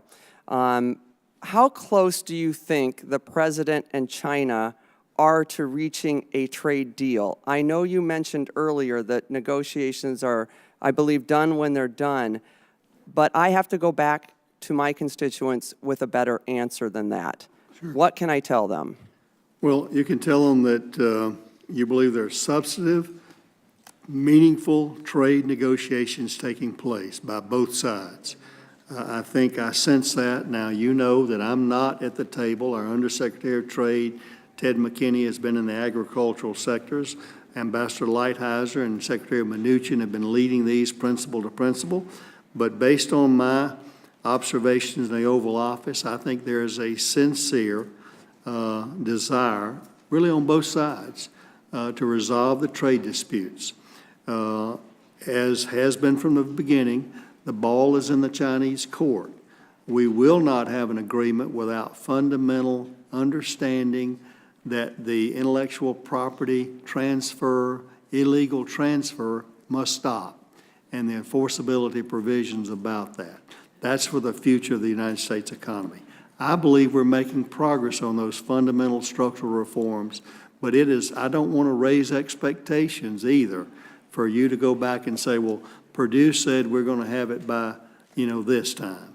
I'd love to be able to do that. If it were in my ability, then I'd give you the date and the hour, but they don't give me that authority. Would it be safe to say that within this quarter, within a few months? I think we will know something. As you know, the latest delay of these additional tariffs, the president announced just this past week over a delay in that. I think, I believe he and the president of China, President Xi, will probably be meeting face-to-face again before the end of March. And if we're going to have a deal, I think we'll have a deal pretty much there at that point in time. But that means when you make a deal at the principal level, there are a lot of details to work out. That's what they're trying to do ahead of time now, is really going line by line over these various sectors, over the non-tariff trade barriers that must be corrected in order for them to purchase our ag products. So speaking of those details, as a matter of fact, my next question would be, what have you recommended to the president as the minimum amount of soybean sales that we can expect to see in a deal? Specifically, I'm wondering, what is that floor that you're looking at? Is it 50 million metric tons? What can we plan on? In the spirit of negotiation, I'm not sure it's appropriate to answer that question in public here today. We've got a list not only of soybeans, but also your feed grains, a couple of products you're interested in, ethanol and DDGs as well, and corn and sorghum and other types of things, beef and poultry, a variety of things. So we're not going to enumerate different levels. Again, negotiations are negotiations. What is the capacity? We've put proposals on the table. China has come back with that, but it's not appropriate to do specific digit negotiations in public. All right, I've got 30 seconds left, so I want to just get a plug in there for E15 as well. I appreciate what you're doing. I want to echo my peers here across the aisle as well to say that, of course, Iowa really relies on our ethanol industry. As you know, 2.1 million acres of harvested corn goes into that. And we know that those waivers went to extremely profitable refiners, while our hardworking Iowa farmers didn't get that opportunity. What can we expect in the future from you to help with that? Well, again, you understand those waivers are controlled by the Environmental Protection Agency. We've advocated long and hard over the rulemaking about that. We've objected in interagency transfer, agency relationships of clearance over putting amounts in there for waivers in the prospective portion. I believe Administrator Wheeler when he says that you'll see a different type of enforcement going forward, and I trust him in that regard. I think he's been very supportive. He also was made an attempt, I think, had the shutdown not occurred, we've been able to see the E15 rules before driving season. Now it won't happen, but we're encouraging them to announce discretionary enforcement of that soon. Well, thank you for your continued efforts, and please help us continue to put that money back into our hardworking farmers across this country and not just to support very profitable companies. Thank you. Thank you, gentlelady. Gentleman from Georgia, Mr. Allen. Thank you, Mr. Chairman, and Mr. Secretary, you've been here an awful long time, so I'm going to just make some very, very quick remarks. I do think for the benefit of those here, I think 2 years ago you were sitting there and we were talking about farm income and commodity prices and how farm income has dropped roughly 55%, which has been a tremendous impact on our industry. throughout the nation. And of course, the only solution that we could offer up and talk about at that time is we had to renegotiate these trade deals because, you know, we were getting taken advantage of, you know, through both NAFTA. There was some dumping issues, and also in Asia. So here we are, and obviously from a trade standpoint, you've addressed all of that. Thank you for your hard work. I know you've been a big part of these negotiations, and you are, you know, you are a farmer and you're a friend of the farmer, and we thank you for what you're doing in that regard. But obviously, the sooner we can get that done, the better for our farmers, because we're, as you know, in planting season. And what I'm hearing is, hey, you know, at current cotton prices, I mean, I don't know if I want to plant cotton. And so they're trying to make decisions. The other thing is the disaster funding. Please continue to, I know from your side, you've been down there, you've looked at it. You know, we were picking 1,400 pounds an acre before the storm and after the storm, and we were lucky. We're getting 400 pounds now, but it's still tremendous impact on our farmers, and we were going to have a heck of a crop before that storm hit. It's just really, really a devastating blow. But we've got to do something there. And of course, we had the blueberry freeze that you're familiar with also. But with that, you know, you have addressed all of these things. Broadband is another one. You know, our rural economies would really benefit, and so we need to really. And this body, I know, has a lot of that responsibility, but certainly you have a big voice, and those are the things I hear over and over again when I go back into the district. Anything that you haven't shared with us that you'd like to share as far as, you know, where we're going and how we get there? No, I appreciate your mentioning many of those things, Rick, and I would tell you, if Congress saw fit to cede the power of appropriation to the USDA, we'd cure that disaster tomorrow. In that, I don't think that's going to happen, but nonetheless, we're willing and able to implement as quickly as possible. They're serious issues. I mean, you know, my friends, I'm agriculture. My friends are agriculture, and they're pretty professional complainers sometimes, but it's come true on many of them, and it's a dangerous situation. So hopefully we get it rectified. Yeah, well, that's principally why we passed the legislation we did right before Christmas, was to get the disaster relief in here before we left for Christmas. And then, of course, it didn't go anywhere, and then we had this terrible government shutdown. So it's been a bit of a mess. But, well, listen, thank you for being here this long, and thank you for your service. And you're a great Georgian, one of my mentors and heroes, and I just really appreciate everything you do for us. Thank you. That's an awesome responsibility. Thank you, gentlemen. The gentleman from California, Mr. Cox. Yes, Secretary, thanks so much for staying so late and sharing your time with us. Your testimony might not be as titillating as some of the other hearings going on today, but I think it's much more substantive. And as you know, I come from the California's 21st Congressional District, which is the top agricultural district in the top agricultural state. And just last year, California became the world's 5th largest economy. And, you know, that's attributed to lots of things: financial services, entertainment, technology. But left out of that story is our state's ag industry and our rural regions. And as you know, that our rural regions are some of the most beautiful and bountiful places in the world. They produce our commodities for all of our Americans, you know, food, water, and open spaces. And our farmers and ranches are the cornerstones of these economies, and when they succeed, our communities succeed. And, you know, one crucial piece of the success is the USDA rural development programs. And as you well know, you've been there and you can attest that Our district and throughout the Central Valley, they're very rural, but the problem I keep on hearing when I talk to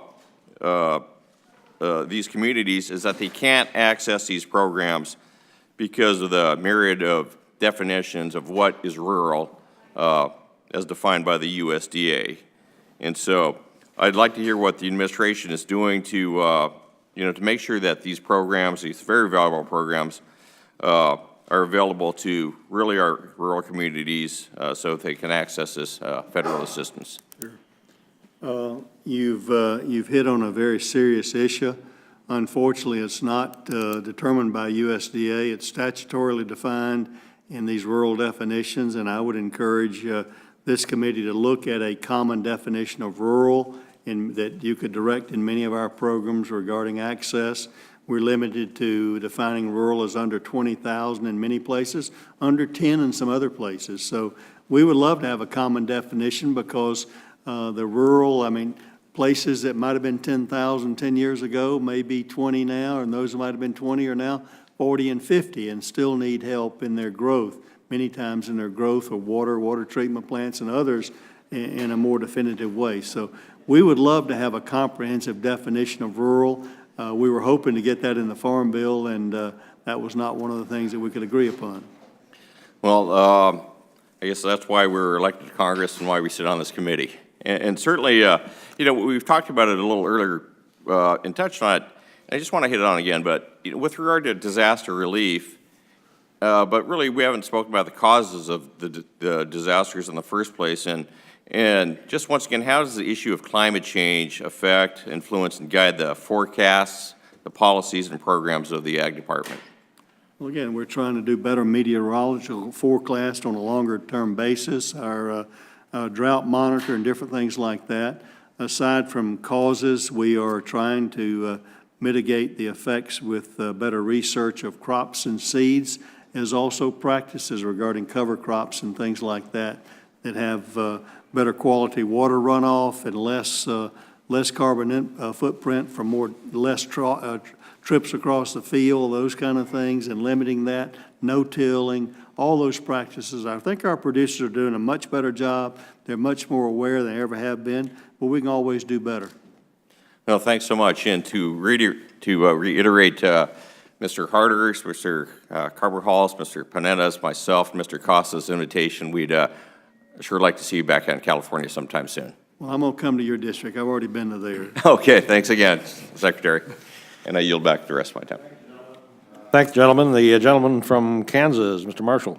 Thank you, Mr. Chairman, and good afternoon, Mr. Secretary. You've been patient. Yeah, you're doing, appreciate you being here. My folks back home are concerned about how the FDA is handling gene editing. I actually just walked out of an SST committee, and the folks from, I assume, Oregon State or Washington State concerned about the oyster industry and gene editing. Just to be frank, our livestock and poultry folks think that gene editing supervision ought to come under the USDA jurisdiction. And just want to know your thoughts on what we can do to work in that direction. Well, again, we believe, certainly from an agricultural perspective, we could implement those issues in a very safe way. I think we've demonstrated that through our Food Safety Inspection Service. Obviously, FDA has some equities that we may not have in the beginning of the science of that, but I would hope that we can come to some resolution between your committee and the jurisdiction of the committee that has jurisdiction over FDA so that we do not lose out in the technological advances of CRISPR-9 non-transgenic gene editing going forward. If we have a trade problem today because this country has led in research and development for over 70 years in better productivity. If we lose that lead internationally, we are at the beginning going down. So I'm hoping that we can resolve this.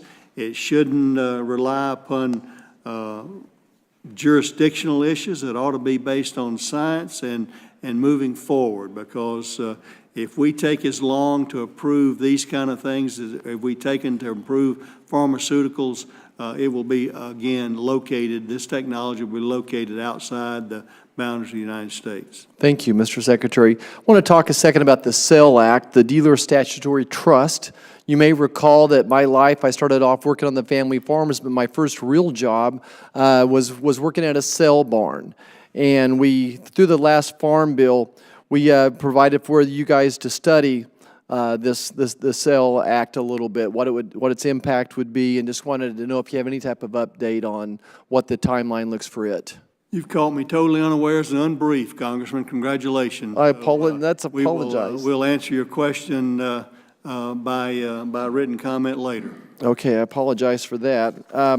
So moving on from my dairy producers, obviously in the new Farm Bill, we have some new programs going on, and I'm still trying to wrap my arms around all of them. There's both options in FSA and RMA. What's kind of a timeline look like for going forward with that, and any words of advice I can give to my producers back home?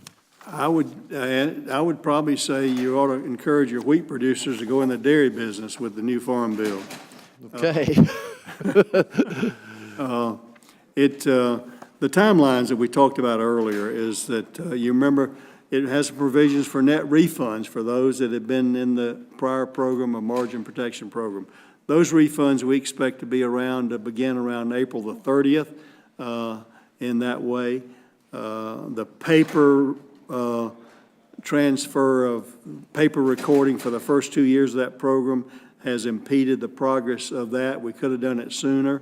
The calculator of where he should determine ought to be out around April 15th of where they should participate. We believe the retroactive insurance participation MPP, March the 18th, allow farmers with insurance retroactive there. And the sign-up, we think, for the new dairy program will be around June 17th, and we think the payments initially may begin as early as July 8th. Great. Speaking of wheat farmers, they're asking about the sign-up for ARC and PLC, and of course, they want to make sure that China's still interested in buying wheat. We got a WTO project or a case out there, year number 3, China supplementing their wheat and corn farmers to the tune of $100 million per year. So maybe you just talk a little bit about the ARC and PLC sign-up and then the wheat situation in China. Yes, the ARC and PLC, really the sign-up, we're hoping to be around September the 1st. There was an earlier statutory requirement, but that was the assumption of passing in the previous fiscal year as well.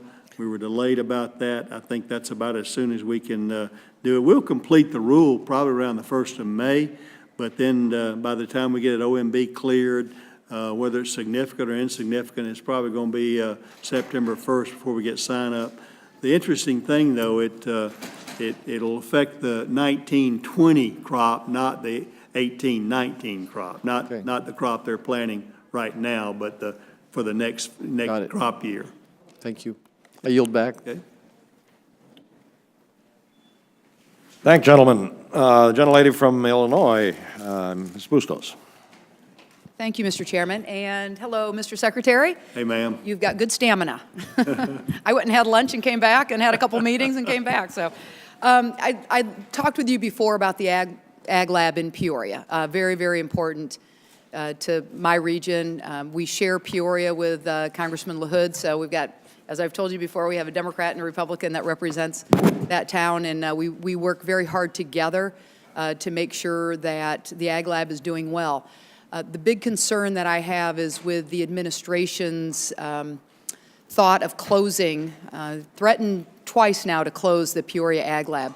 It is the largest agricultural research lab within the U.S. Department of Agriculture. We've got about 100 PhDs that walk through those doors every workday, and 250 people total.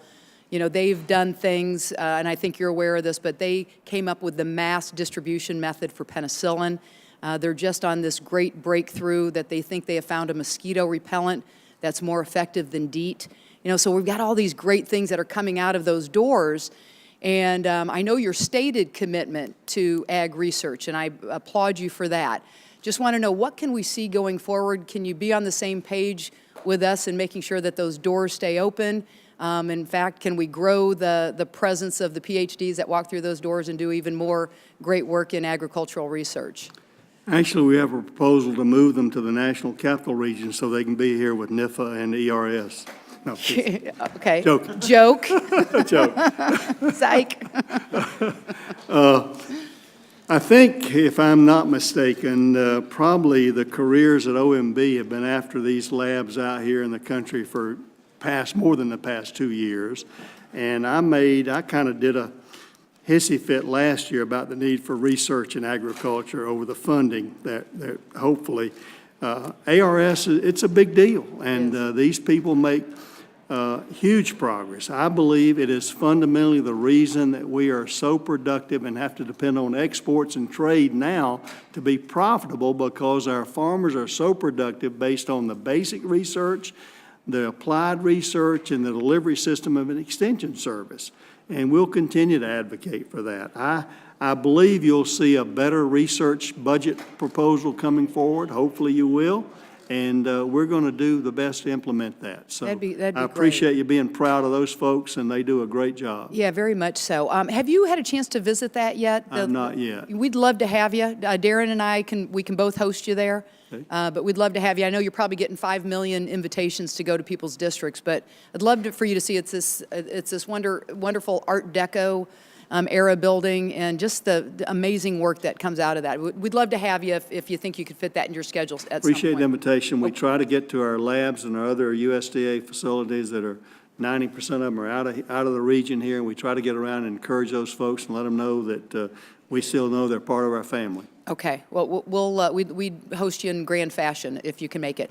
Another question I have, I've been to Cuba a couple times. Rodney Davis and I actually did a bipartisan ag tour of Cuba to look for what markets we had potential to trade in for our producers and our growers. And I think, and this was under the Obama administration, President Trump doesn't seem to be as open to having Cuba as a trading partner. I know we've got the market access program, and we've got some funding to look for expanding our markets. But any thoughts you can share with us about your feelings of growing our relationship with Cuba and our ag partner, as an ag partner? I will. I've got a personal response based on when I was governor, and we tried to do the same thing. I think probably eliminating or the restriction over the market access program of using down there. The real issue with Cuba is just cash. Yeah. And they don't have the resources to do that. We're still shipping poultry and rice and other things down there, but they could do more if they really had the money. They've been supported by sponsors around the world in a way, and there's obviously conversation with Venezuela having supported their fuel and energy issues, and that's kind of certainly cloudy right now. But we would love to, if Cuba were able to. I've been in the business, and I'd love to sell some customers, but if they couldn't pay you, you didn't need their business. And that's kind of the problem right now with Cuba. But I think we're sitting right on the doorstep, ready whenever they're able to get financially able to buy our products. Thank you, Mr. Secretary, and my time has expired. I yield back. Thank you.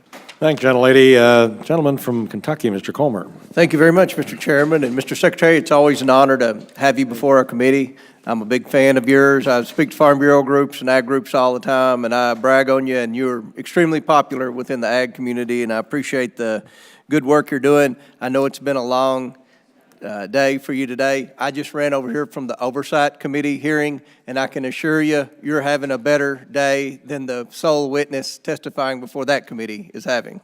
So, again, it's great to have you here. I wanted to talk to you about tobacco. Being from Kentucky, I probably have the biggest, if not one of the biggest, tobacco districts in America. And, Mr. Secretary, the FDA is mounting a federal assault on tobacco growers in Kentucky and throughout the South. In just 2 years, we have seen more tobacco regulations out of the FDA than the entire 8 years under the Obama administration. My biggest concern is about dark tobacco growers. As you may know, the vast majority of dark tobacco is grown within a 100-mile radius of Hopkinsville, Kentucky, right in the center of my district. The previous administration literally dropped a midnight rule related to smokeless tobacco that would wipe out the entire American moist smokeless tobacco category and subsequently wipe out the dark tobacco growers in Kentucky. Tobacco growers are truly struggling with the FDA, with its proposals, it's adding the economic challenges that they already face. Can you assure this committee that you will continue to educate Commissioner Gottlieb and the FDA on rules they have proposed which directly impact tobacco producers in Kentucky and throughout the United States? Yes. And I appreciate that. We've had this conversation before. I know that you support farmers, hardworking farmers. It's just the nitrosamine rule is unattainable, and there's just too much uncertainty right now within the tobacco industry. There are only two types of farming in Kentucky now that a young beginning farmer can do that will cash flow, and that's tobacco and poultry. How about hemp? Well, hemp, that's my next question. I appreciate you bringing that up. We really excited in Kentucky. We were the first state to start legally growing industrial hemp. We have probably 35 processors in the state. I know Senator McConnell has spoken to you as well on his support and excitement about the hemp industry, and Rodney Davis mentioned it in his remarks. I know that it's a bureaucratic nightmare to come up with the rules and regulations with the new emerging industry. We had lots of learning experiences in the Kentucky Department of Agriculture when we began a very, very small program. I just want to offer my assistance from my experience regulating a new industry, the hemp industry in Kentucky. When you come to trying to implement the new law, I believe that what you said is exactly correct with respect to we as farmers do a very good job producing anything. Give us time and we can overproduce it in a very short period of time. So I think there are a lot of potential pitfalls out there that could probably be avoided from a regulatory standpoint. I would love to continue that discussion with you. I know we have people in the Kentucky Department of Agriculture that would offer their assistance, as well as Senator McConnell on that. The last thing I wanted to mention, and I will yield back, we post all of our committee questions on our Facebook, and my farmers call every day. I know you've answered this question a few times already today, but can you kind of give us a quick update of where we are with trade with China, especially with the soybean market? Sure. Again, I think we're cautiously optimistic. I believe substantive progress was made over the last 2 weeks, the last two visits, both us there and them here. But again, I don't want to prematurely raise expectations. There's a lot of work to be done.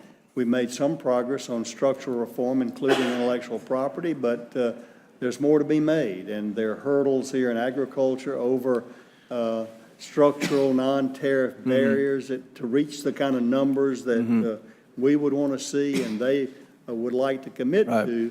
We've got to change some things, and hopefully we can see those happen. So while we want to continue to assume the best, we've got to continue to work hard to make sure it happens.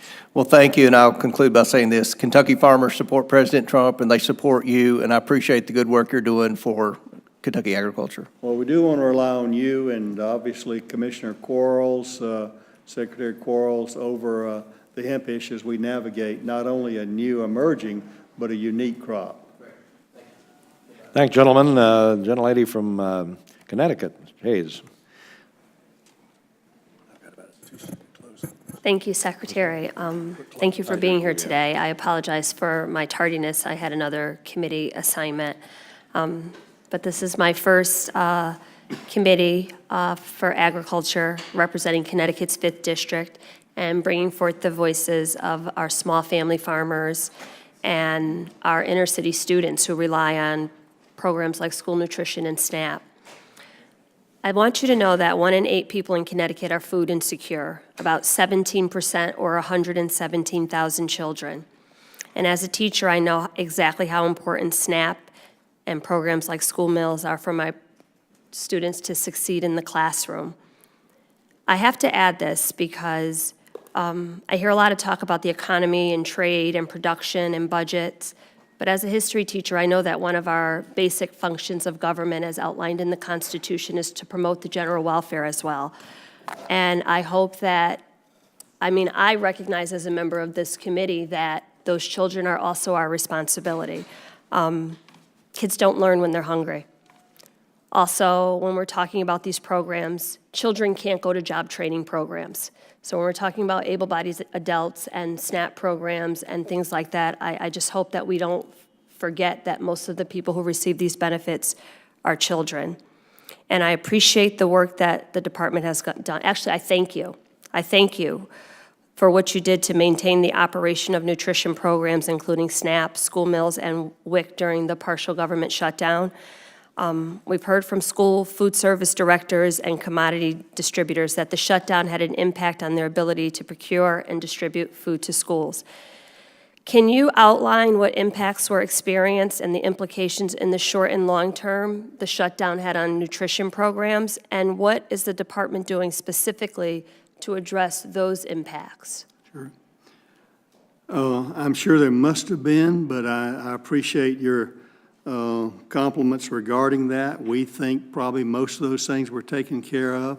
We kind of did backflips to make sure that the February SNAP benefits were done. States participated and cooperated magnificently with us to get that done by submitting their files by January the 20th, and that enabled them to continue to do that. So that was a heroic effort with our food nutrition service people, and we're very proud of that. I think we've recovered in most all aspects. We see WIC numbers going down, but that's simply a function of the economy as well in that way. I would remind you, and I appreciate your passion for children, and as an educator, you understand that I was with the School Nutrition Services, and it talked about feeding bodies, fueling minds, how important nutrition is for education and learning. But the ABOD is A-B-A-W-D. The WD stands for without dependence. So that's a very critical function to understand. We're talking about able-bodied adults without dependence. Okay. Thank you. You also outlined a plan to relocate and what I feel is disruptively restructure the Economic Research Services under the Office of the Chief Economist. As you know, ERS is responsible for assessing food insecurity or hunger rates in the United States. This is critical information for policymakers who oversee nutrition assistance programs. ERS also conducts research to assess how nutrition programs, like the ones I just described, are working to reduce hunger and improve the health of Americans. Relocating and restructuring the agency will have significant impacts on this important work. Did you or the department consider any of these impacts when developing this new proposal? And what specific steps has the department taken to mitigate these impacts? We did try to take all those considerations into place. First of all, the work and the research that you discussed will continue to go on in that way. There will be a cadre of leadership in NIFA and ERS to remain here in a leadership perspective to visit with Congress, to answer questions, to appear and over all those kind of research functions. So we do not anticipate losing any of that capacity from ERS nor NIFA in that move. We did consider that, and we believe aligning the ERS, Economic Research Service, under the Office of the Chief Economist. He's like the chief scientist in REE. The undersecretary, the political undersecretary is called the chief scientist. Well, the chief economic scientist is the career person in office of the chief economist there. You will have a career person reporting to a career person there, which we think is less likely to have political influence over the outcomes or trying to cook the books, if you speak, regarding the outcomes of research in that arena, rather than reporting to a political undersecretary that may have an agenda. Thank you. Sorry we went over the time. Please don't forget No problem. about those Thanks, children gentlelady. in these conversations. Thank gentlelady for her questions. And last but certainly not least, my good friend from California, Mr. Panetta. Thank you, Mr. Chairman, and I appreciate my position on the dais as I get to be closer to the Secretary and other witnesses throughout this. So thank you very much for this opportunity. Mr. Secretary, good afternoon by now. Thank you. Always good to see you. Appreciate listening to you, although I got to say I was quite surprised that you actually got stumped today, because I've never seen that in a question and answer session with you. You know, I think Congressman Marshall studied a long time to do that. Well, he's a doctor, and if we knew what type of doctor he was, that would make it more reasonable why he stumps us, but we'll talk about that later. Look, I just obviously want to say thank you for all your work, especially your coordination with Ambassador Lighthizer in dealing with the current issue in regards to China, as well as the upcoming USMCA deal, potential deal, hopefully deal. I was just in a hearing this morning with Ambassador Lighthizer, and we had a good discussion on that. And obviously, with some of your answers, we are definitely hopeful that something occurs and that there's agreement that is reached. My first question is, if there is not an agreement reached anytime soon, do you see additional mitigation funds? I do not, sadly. Again, I think that depends on the outcome. I think it would be devastating to markets if we don't see a success here, and we don't know how badly that would be, but and we'd have to make those recommendations at that point in time. The motivation and the reason behind the mitigation payments in 2018 is that the trade disruptions began after the planning, and farmers could not plan for that. So I hope that farmers will look at the market signals today, make their determinations over marketing the same way they would do in any other year. Understood. Now, obviously, you know as well that although farmers appreciate those types of mitigation funds, they're not about aid, they're about trade. They're not about short-term bailouts, they're about long-term business. Right. And with that, some of the markets that they have been lost. Are you coordinating with Ambassador Lighthizer in order to ensure that some of those markets that were lost are gained back? We're taking really the lead, I would say, in that through Undersecretary Ted McKinney and our Foreign Ag Service people around the world. And really, we're the kind of the salespeople when it comes to the deal and the contract. USTR serves as the lawyer there to write the contract and bless the deal.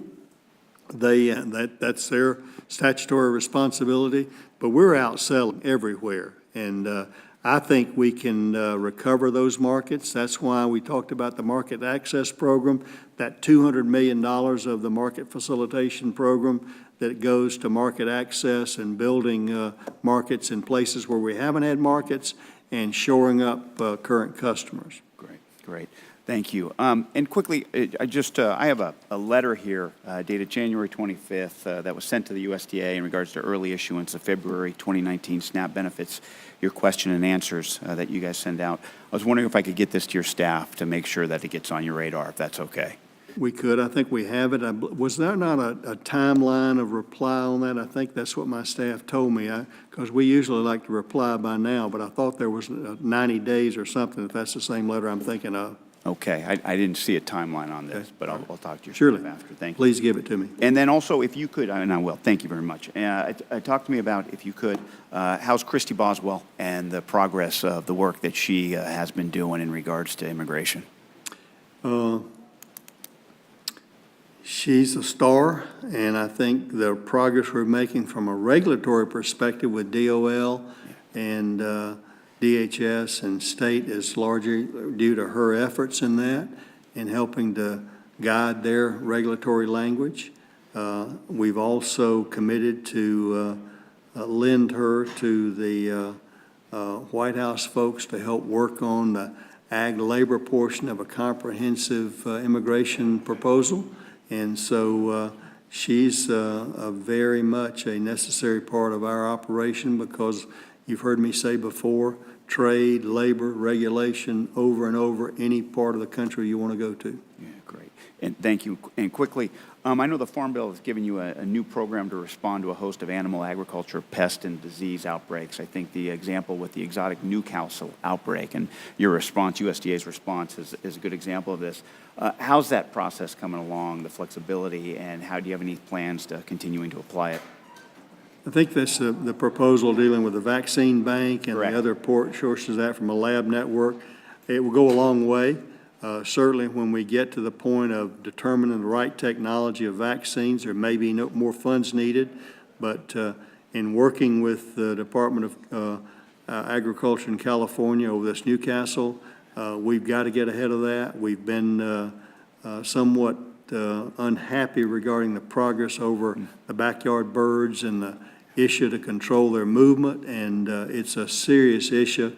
If it moved out of California and got across this country in our poultry industry, which is significant, it would be devastating. So we need to work diligently in that together, and hopefully I've met with Secretary Ross recently, and hopefully we can have some new abilities to accomplish those things.